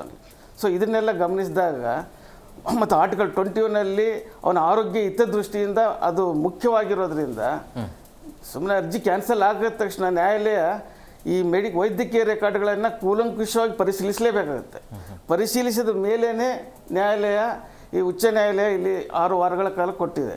So ಇವರು ಅವರ ಆಪರೇಷನ್ ಮಾಡಿಸ್ಕೊಳ್ಳಲಿಲ್ಲ ಅನ್ನೋ ಒಂದೇ ಕಾರಣದಿಂದ ನನ್ನ ಅಭಿಪ್ರಾಯದ ಪ್ರಕಾರ ಈ ಉಚ್ಚ ನ್ಯಾಯಾಲಯದಲ್ಲಿ ಬೇಲನ್ನು ರಿಜೆಕ್ಟ್ ಮಾಡೋದಿಲ್ಲ. ಕಾರಣ ಯಾಕೆಂದರೆ ಆಪರೇಷನ್ ಇಲ್ಲದೇನೂ ವಾಸಿ ಮಾಡಬಹುದೇ ಅವ್ರಿಗಾಗಿರೋ ಕಾಯಿಲೆನ ತೀವ್ರದಿಂದ. ಅದು ಒಂದು ಸುಸಜ್ಜಿತ ವೈದ್ಯಕೀಯ ಆಸ್ಪತ್ರೆಯಿಂದ ಮಾಡಬಹುದೇ ಅಂತ ಕಂಡು ಬಂದಾಗ ಇದನ್ನು ಮತ್ತೆ ಬೇಲನ್ನು ಅರ್ಜಿ ಹಾಕದೆ ಎಕ್ಸ್ಟೆಂಡ್ ಆಗ್ಬೋದು. ಈಗ ಮತ್ತೆ ಅದು ಎಕ್ಸ್ಟೆಂಡ್ ಮಾಡಬಹುದು. ಒಂದು ವೇಳೆ ಸದ್ಯಕ್ಕೆ ಸರ್ಜರಿ ಅವಶ್ಯಕತೆ ಇಲ್ಲ ಅಂತ ಹೇಳಿದಾಗ ಮತ್ತೆ ಅದನ್ನು ಜೈಲಿಗೆ ವಾಪಸ್ ಕರೆಸಿ ಮತ್ತೆ ಅಲ್ಲಿ ಸಮಸ್ಯೆ ಶುರುವಾದರೆ ಅದು ಕಾರಾಗೃಹದಲ್ಲಿ ಆ ಥರ ಅವ್ರಿಗೆ ಸುಸಜ್ಜಿತ ಔಷಧಿಗಳನ್ನು ಕೊಡೋಕ್ಕೆ ಅಲ್ಲಿ ಹಣ ಇಲ್ಲ, ಇದೆಯೋ ಇಲ್ಲೋ ಅನ್ನೋದನ್ನು ಮೊದಲು ಗಮನಿಸಬೇಕಾಗುತ್ತೆ. ಅದು ಇದೆ ಅಂದರೆ ನೇರವಾಗಿ ಇವ್ರನ್ನ ಬೇಲನ್ನು ರಿಜೆಕ್ಟ್ ಮಾಡ್ತಾರೆ, ಇಂಟ್ರಿಮ್ ಬೇಲ್. ಅಲ್ಲಿ ಕೊಡೋಕ್ಕಾಗೋದಿಲ್ಲ, ಅಲ್ಲಿ ಅನಾನುಕೂಲತೆ ಇದೆ ಅಂದಾಗ ಸೊ ಬೇಲನ್ನು ಖಂಡಿತ ಅದನ್ನು ಮುಂದುವರಿಸ್ತಾರೆ. ಮೇಡಮ್, ಈಗ ಈ ಬೆನ್ನು ನೋವು ಅಥವಾ ಕಾಲು ನೋವು ಅಂತ ಬಂದಾಗ ಅದಕ್ಕೆ ಚಿಕಿತ್ಸೆ ಅವಶ್ಯಕತೆ ಇರುತ್ತೆ ಅಥವಾ ಎಕ್ಸಸೈಸ್ ಮುಖಾಂತರ ಅದನ್ನು ನೋವನ್ನು ಕಡಿಮೆ ಮಾಡ್ಬೋದಾ? ಮಾಡ್ಬೋದು. ಅಕ್ಯೂಟ್ ಸಬ್ಅಕ್ಯೂಟ್ ಅಂತೀವಿ ನಾವು. ಅಕ್ಯೂಟ್ ಸಬ್ಅಕ್ಯೂಟ್ ಇದ್ದರೆ ಎಕ್ಸಸೈಸಿಂದ ನಾವು ವಾಸಿ ಮಾಡ್ಬೋದು. But if it is chronic ಬಂದು 70% ಆದಮೇಲೆ ಬರುತ್ತೆ. ಅದಕ್ಕೆ ನಾವು ಎಕ್ಸಸೈಸ್ ಮಾಡಿದ್ರೂ ಬರೀ 30 to 50% ಚಾನ್ಸಸ್ ಇದೆ they can recover. Apart from that surgical method is really important. ಅದು ಮಾಡಿದ್ರೂ ಮಾಡಿಲ್ಲ ಅಂದ್ರೂ ಅದು ವಾಪಸ್ ಬರುತ್ತೆ, ವಾಪಸ್ ಹೋಗುತ್ತೆ ಅಂತಲೂ ಗೊತ್ತಾಗಲ್ಲ. ಸೊ ಬ್ಯಾಕ್ ಪೇನ್ಗೆ ಬರೀ exercise is not only the key but also sometimes surgery. ಅಂದರೆ ಇಂಥವರಿಗೆ ಆ ರೀತಿಯ ಸಮಸ್ಯೆ ಬರುತ್ತೆ ಅಂತನೇನಿಲ್ಲ ಅಲ್ಲಿ? ಡಿಪೆಂಡ್ಸ್. ಅದು ಇವಾಗ ಸಮ್ಟೈಮ್ಸ್ ಪೀಪಲ್ ವಿಲ್ ಬಿ ತುಂಬ ಫಿಸಿಕಲಿ ಆ್ಯಕ್ಟಿವ್ ಇರುತ್ತೆ, ಇಲ್ಲ ಅಂದರೆ ಏನಾದರೂ ಜಾಸ್ತಿ ಮೂಮೆಂಟ್ಸ್ ಇರುತ್ತೆ, ಇಲ್ಲಾಂದರೆ ಮೇ ಬಿ ಅವ್ರು ಜಾಸ್ತಿ ಒಬೇಸ್ ಇರ್ತಾರೆ, ಇಲ್ಲಾಂದರೆ ಫ್ಯಾಮಿಲಿ ಹಿಸ್ಟ್ರಿ ಇರುತ್ತೆ, ಇಲ್ಲಾಂದರೆ ಜೆನೆಟಿಕ್ಸ್ ಇರುತ್ತೆ. May be according to that ಬರ್ಬೋದು.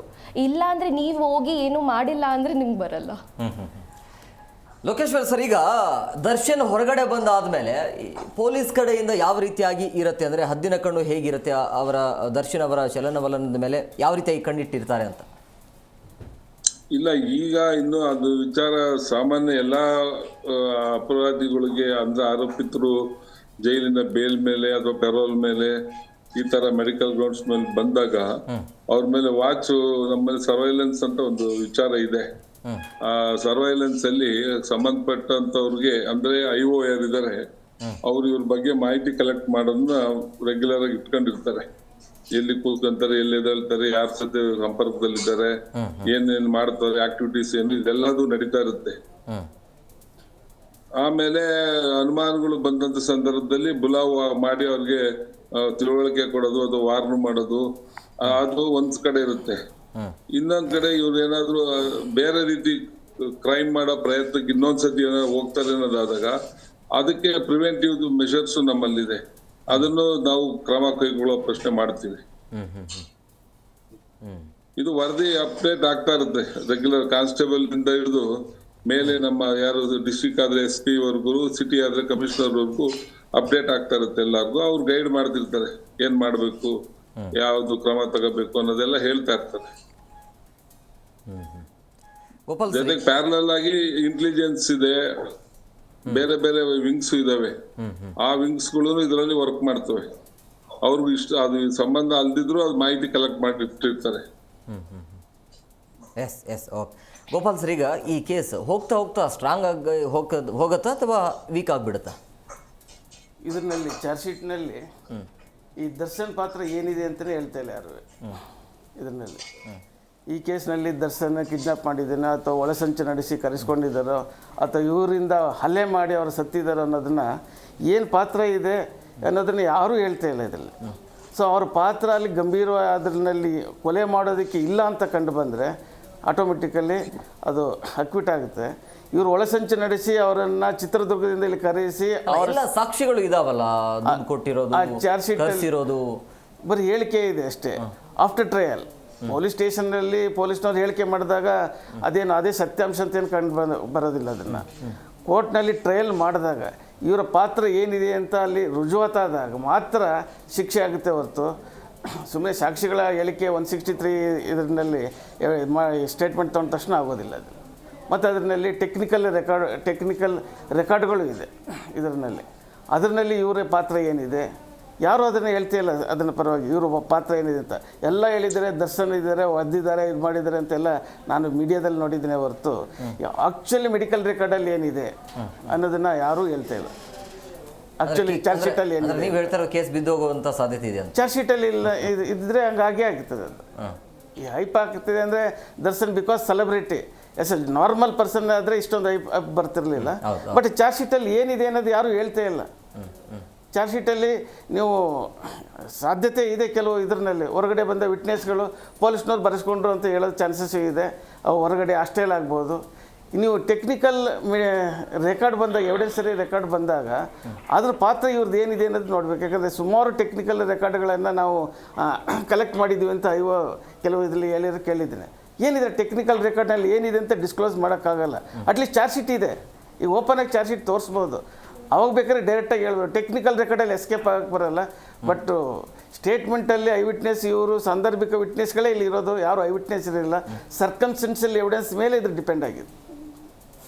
ಏನು ಬೇಕಾದರೂ ಆಗ್ಬೋದು. ಹೌದು, ಸಾಂದರ್ಭಿಕ ಸಾಕ್ಷಿಗಳ ಆಧಾರದ ಮೇಲೆ ಈ ಕೇಸ್ ನಿಂತಿದೆ ಹೊರತು ಡೈರೆಕ್ಟಾಗಿ ಹೊಡೆದ್ರು ಅಂತ ಹೇಳೋದಕ್ಕೆ ಯಾವುದೇ ಸಾಕ್ಷಿಗಳಿಲ್ಲ, ಡೈರೆಕ್ಟ್ ಎವಿಡೆನ್ಸ್ ಇಲ್ಲ.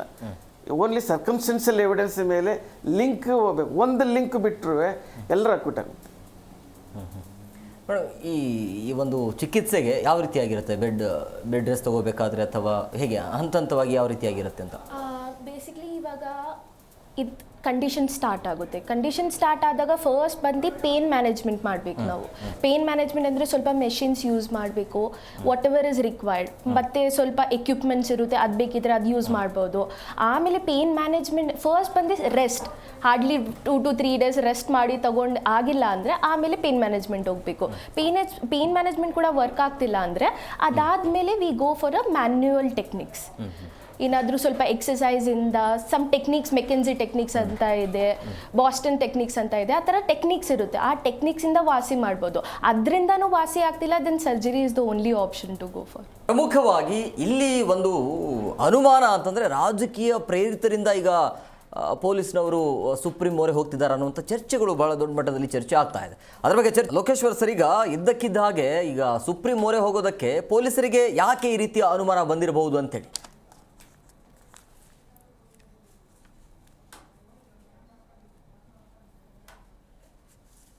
ಸಂಪರ್ಕ ಸಾಧ್ಯ ಆಗ್ತಾ ಇಲ್ಲ. ಗೋಪಾಲ್ ಸರ್, ಈಗ ಸಹಜವಾಗಿ ಅನುಮಾನ ಬಂದ್ಬಿಡುತ್ತೆ. ಈಗ 6 ವಾರಗಳ ಕಾಲ ಅವಕಾಶ ಕೊಡಲಾಗಿದೆ, ಅಂದರೆ 6 ವಾರ ಆದ ನಂತರ ಯೋಚನೆ ಮಾಡಬಹುದಾಗಿತ್ತು. ಬಟ್ ಇದ್ದಕ್ಕಿದ್ದ ಹಾಗೆ ಈಗ ಸುಪ್ರೀಂ ಮೊರೆ ಹೋಗೋದಕ್ಕೆ ಏನಿರ್ಬೋದು ನಿಮ್ಮ ಅನಿಸಿಕೆ? ಮೋಸ್ಟ್ಲಿ ದರ್ಶನ್ ಮೇಲೆ ಯಾಕೆ ಇಷ್ಟೊಂದು ಸರ್ಕಾರದವ್ರು ಇದು ಮಾಡ್ಕೊಂಡಿರೋ ಗೊತ್ತಿಲ್ಲ. ಮೊದಲೇ ಅವ್ರನ್ನ ಇಲ್ಲೇನೆ ಬೇಲೇನೆ ಅಪೋಸ್ ಮಾಡಬಹುದಾಗಿತ್ತು. ಇಲ್ಲಿ ಬೇಲಲ್ಲಿ ಏನು ಮಾಡಿದ್ದಾರೆ ಡಿಫರೆನ್ಸ್ ಒಪಿನಿಯನ್ ಇದೆ ಒಂದು ಅಂತ ಹೇಳ್ತಾ ಇದ್ದಾರೆ ಹೊರತು ಅವ್ರಿಗೆ ಮೆಡಿಕಲ್ ಗಂಭೀರವಾದ ಕಾಯಿಲೆ ಇರೋದನ್ನು ಅವರು ಅಲ್ಗಳದೇ ಇಲ್ಲ ಅವರು. ಸೊ ಅಲ್ಗಳದೇ ಇರೋದ್ರಿಂದ ಇವರು ಸುಪ್ರೀಂ ಕೋರ್ಟ್ಗೆ ಹೋದ್ರೆ ಸಿಗುತ್ತೋ ಇಲ್ಲೋ ಅನ್ನೋದು ನನಗಂತೂ ಗೊತ್ತಿಲ್ಲ ಅದ್ರ ಬಗ್ಗೆ. ಯಾಕಂದರೆ ಈ ಎಲ್ಲ ಅಂಶಗಳನ್ನೆಲ್ಲ ನೋಡಿದ್ರೆ ಮತ್ತು ಸರ್ವೋಚ್ಚ ನ್ಯಾಯಾಲಯವೇ ಇದು ಆರ್ಟಿಕಲ್ 21 ರೈಟ್ ಟು ಲೈಫ್ ಇದನ್ನು ಹಕ್ಕು ಅಂತ ಹೇಳಿ ಸಂವಿಧಾನ ಹಕ್ಕು ಅಂತ ಹೇಳಬೇಕಾದ್ರೆ ಸುಪ್ರೀಂ ಕೋರ್ಟಲ್ಲಿ ಇವರಿಗೆ ನ್ಯಾಯ ಸಿಗುತ್ತೋ ಅಥವಾ ಬೇಲ್ ರಿಜೆಕ್ಟ್ ಆಗುತ್ತೋ ನನಗಂತೂ ಗೊತ್ತಿಲ್ಲ. ಬಟ್ ಇಲ್ಲೇ ಟ್ರೈ ಮಾಡ್ಬೋದಾಗಿತ್ತು. ನಿಜವಾಗ್ಲೂ ಇವರು ದುರುಪಯೋಗ ಪಡಿಸ್ಕೊಂಡಿದ್ದಾರೆ ಅಥವಾ ಸುಳ್ಳು ಸರ್ಟಿಫಿಕೇಟ್ಗಳನ್ನು ಡಾಕ್ಟ್ರಿಗೆ ಹೇಳಿ ಬರೆಸ್ಕೊಬಂದಿದ್ದಾರೆ ಅಂತ ಹೇಳಿದ್ರೆ ಇವರು ಬೇರೆ ರೀತಿಯಲ್ಲಿ ಇಲ್ಲೇ application hockey with medical record ಸುಳ್ಳು ಅಂತ ಹೇಳ್ಬೋದಾಗಿತ್ತು ಇದಕ್ಕೆ. ಯಾಕಂದರೆ ಎಲ್ಲ ಬೇರೆ ಡಾಕ್ಟ್ರು ಡಿಫ್ರೆಂಟ್ ಆಫ್ ಒಪಿನಿಯನ್ ಇದೆ ಅಂದಾಗ ಇವ್ರಿಗಿಂತ ಹೈಯರ್ ಅಥಾರಿಟಿ ಮೆಡಿಕಲ್ ಬೋರ್ಡಿಂದಲೇ ಸರ್ಟಿಫಿಕೇಟ್ ತಂದು ಹೇಳ್ಬೇಕಾಗ್ತದೆ ಇದು ಕಾರಣಕ್ಕೆ ಇಲ್ಲಿ ಈ ರೀತಿ ಚಿಕಿತ್ಸೆ ಇಲ್ಲೇ ಪಡೆಯಬಹುದು, ಇದು ಸುಳ್ಳು, ಇದು ಡಾಕ್ಟ್ರದ್ದು ಒಪಿನಿಯನ್ ಫಾಲ್ಸ್ ಅಂತಲೇ ಹೇಳ್ಬೋದಾಗಿತ್ತು. ಬಟ್ ಇಲ್ಲ, ಆ ಪ್ರಯತ್ನ ಏನು ಮಾಡ್ತಾ ಇಲ್ಲ. ಬಟ್ ಸುಪ್ರೀಂ ಕೋರ್ಟ್ ಹೋಗ್ತಿದ್ದೀನಿ ಅಂತಿದ್ದಾರೆ, ಹೋಗ್ತಾರೆ ಏನೋ ಗೊತ್ತಿಲ್ಲ. ಬಟ್ ನಿಮ್ಮ ಮೀಡಿಯಾದಲ್ಲೇ ನಾನು ಅದನ್ನೇ ಕೇಳ್ತಾ ಇದ್ದೀನಿ ಅಷ್ಟೇ. ಲೋಕೇಶ್ವರ್ ಸರ್, ಈಗ ಈಗ ಸಹಜವಾಗಿ ಒಂದು ಅನುಮಾನ ಇದೆ ಸರ್. ಈಗ ಅಂದ್ರೆ ದರ್ಶನ್ ನಾಟಕ ಆಡ್ತಿದಾರಾ ಅಂತ ಹೇಳಿ. ಯಾಕಂದ್ರೆ ಈ 6 ವಾರ ಹತ್ತತ್ರ ಒಂದು 15-16 ದಿನ ಆಯಿತು, ಇದುವರೆಗೂ ಕೂಡ ಡಾಕ್ಟರಿಂದ ರಿಪೋರ್ಟ್ ಬೇರೆ ಬಂದಿಲ್ಲ. ಅದು ಒಂದು 2-3 ದಿನದೊಳಗೆ ಅದನ್ನ ಸಲ್ಲಿಕೆ ಮಾಡಬಹುದು.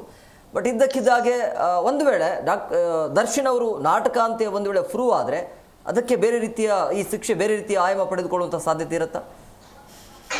ನೋಡಿ, ನಾನು ಅವಾಗ್ಲೇ ಫಸ್ಟ್ ಸ್ಟಾರ್ಟ್ ಮಾಡ್ಬೇಕಾದ್ರೆ ಹೇಳ್ದೆ, ಎನಿ ಫಾಲ್ಸ್ ಇನ್ಫಾರ್ಮೇಶನ್ ಆಗಿ ಫಾಲ್ಸ್ ಎವಿಡೆನ್ಸ್ ಕೊಡೋದು ಅಪರಾಧ ಅಂತ. ಕೋರ್ಟ್ಗೆ ಆ ತರದ್ದು ನ್ಯಾಯಾಲಯಕ್ಕೆ ದಿಕ್ ತಪ್ಪಿಸುವಂತ ಕೆಲಸ ಯಾರೇ ಮಾಡಿದ್ರು ಅದು ಆರೋಪ ಅವ್ರ ಮೇಲೆ ಬಂದೇ ಬರುತ್ತೆ, ಅದು ಅಪರಾಧ ಅನ್ನೋದು ವಿಚಾರ ಇದೆ. ಇಲ್ಲಿ ಅವರು ನಮ್ಮ ನ್ಯಾಯಾಧೀಶರು, ಮಾಜಿ ನ್ಯಾಯಾಧೀಶರು ಹೇಳೋ ಪ್ರಕಾರ ಇಲ್ಲೇ ಹೈಕೋರ್ಟ್ ಅಲ್ಲೇ ಏನು ಪೊಲೀಸ್ ಡಿಪಾರ್ಟ್ಮೆಂಟು ಪ್ರಯತ್ನ ಮಾಡ್ಬೇಕಿತ್ತು ಅಂತ ಪ್ರಶ್ನೆ ಇದೆ. ಆ ಪ್ರಯತ್ನ ಇಲ್ಲಿ ಆಗಿದೆ, ಪ್ರಯತ್ನ ಆಗಿಲ್ಲ ಅಂತ ಅಲ್ಲ. ಇಲ್ಲೇ ಮೆಡಿಕಲ್ ಬೋರ್ಡ್ ಅದು ಅವಶ್ಯಕತೆ ಇತ್ತು, ಮತ್ತೊಂದು ಇದೆಲ್ಲ ವಿಚಾರ ನ್ಯಾಯಾಧೀಶರಿಗೆ ಗಮನ ಕೊಟ್ಟಿದ್ದಾರೆ. ಆದ್ರೂ ಇಲ್ಲಿ ಕನ್ಸಿಡರ್ ಆಗಿಲ್ಲ. ಅದು ಕೊಟ್ಟಿಲ್ಲ ಅಂತ ಅಲ್ಲ, ಕೊಟ್ಟಿದ್ದಾರೆ. ಇವರು ಬರೀ ವಿಮ್ಸ್ ರಿಪೋರ್ಟ್ ಮೇಲೆ ನೀವು ಕೊಡಬೇಡಿ ಬೇಲು, ಆ ತರದ ಸೀರಿಯಸ್ನೆಸ್ ಏನು ಇಲ್ಲ ಅವ್ರಿಗೆ. ನೀವು ಅವರು ಜಸ್ಟ್ ಆಚೆ ಬರೋಕ್ಕೋಸ್ಕರ ಇದೆಲ್ಲ ಮಾಡ್ತಾರೆ ಅನ್ನೋದನ್ನೇ ನಮ್ಮ ಸ್ಟೇಟ್ PP ಅವರು ಅಲ್ಲಿ ನ್ಯಾಯಾಲಯದ ಹೈಕೋರ್ಟ್ ಅಲ್ಲಿ ಮಾಡಿದ್ದಾರೆ.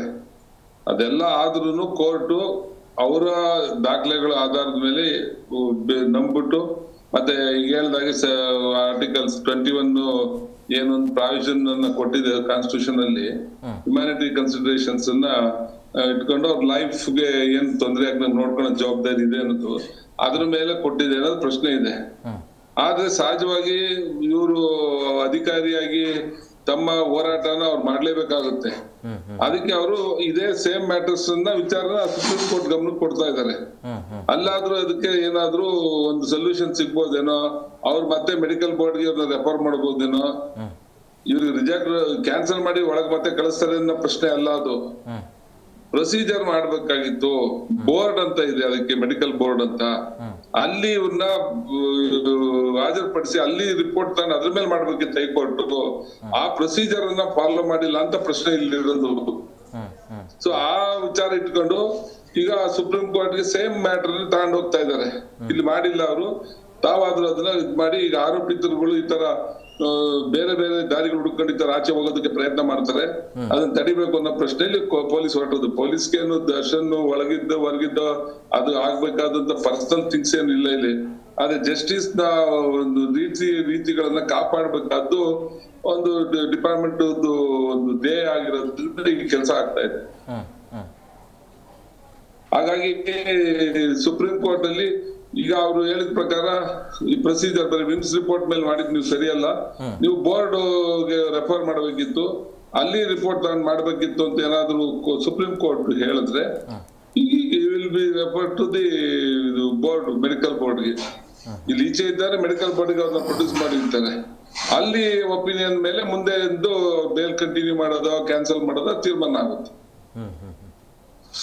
S, okay madam. ಅದು 6 ವಾರ ಅಂತಾನೆ ಏನಿಲ್ಲ, ಮುಂದೆ ಅವ್ರಿಗೆ ಏನಾದ್ರೂ ಟ್ರೀಟ್ಮೆಂಟ್ ಆಗಿ ಮತ್ತೆ ಅದಕ್ಕೆ ಆಗದೇ ಇಲ್ಲ, ಓಡಾಡಕ್ ಆಗದಂಗ ಸ್ವಲ್ಪ ಆಗ್ಬೋದು, ಸ್ವಲ್ಪ ದಿವಸದ ಮಟ್ಟಿಗೆ ಅದು ವಾಕಬಲ್ ಒಂದ್ ಸ್ವಲ್ಪ ಕಷ್ಟ ಇದೆಲ್ಲ ಆಗುತ್ತೆ, ಡಿಸ್ಕ್ ಆಪರೇಷನ್ಸ್ ಮತ್ತೆ ಅಲ್ಲಿರೋ ಸಮಸ್ಯೆಗಳಿಗೆ.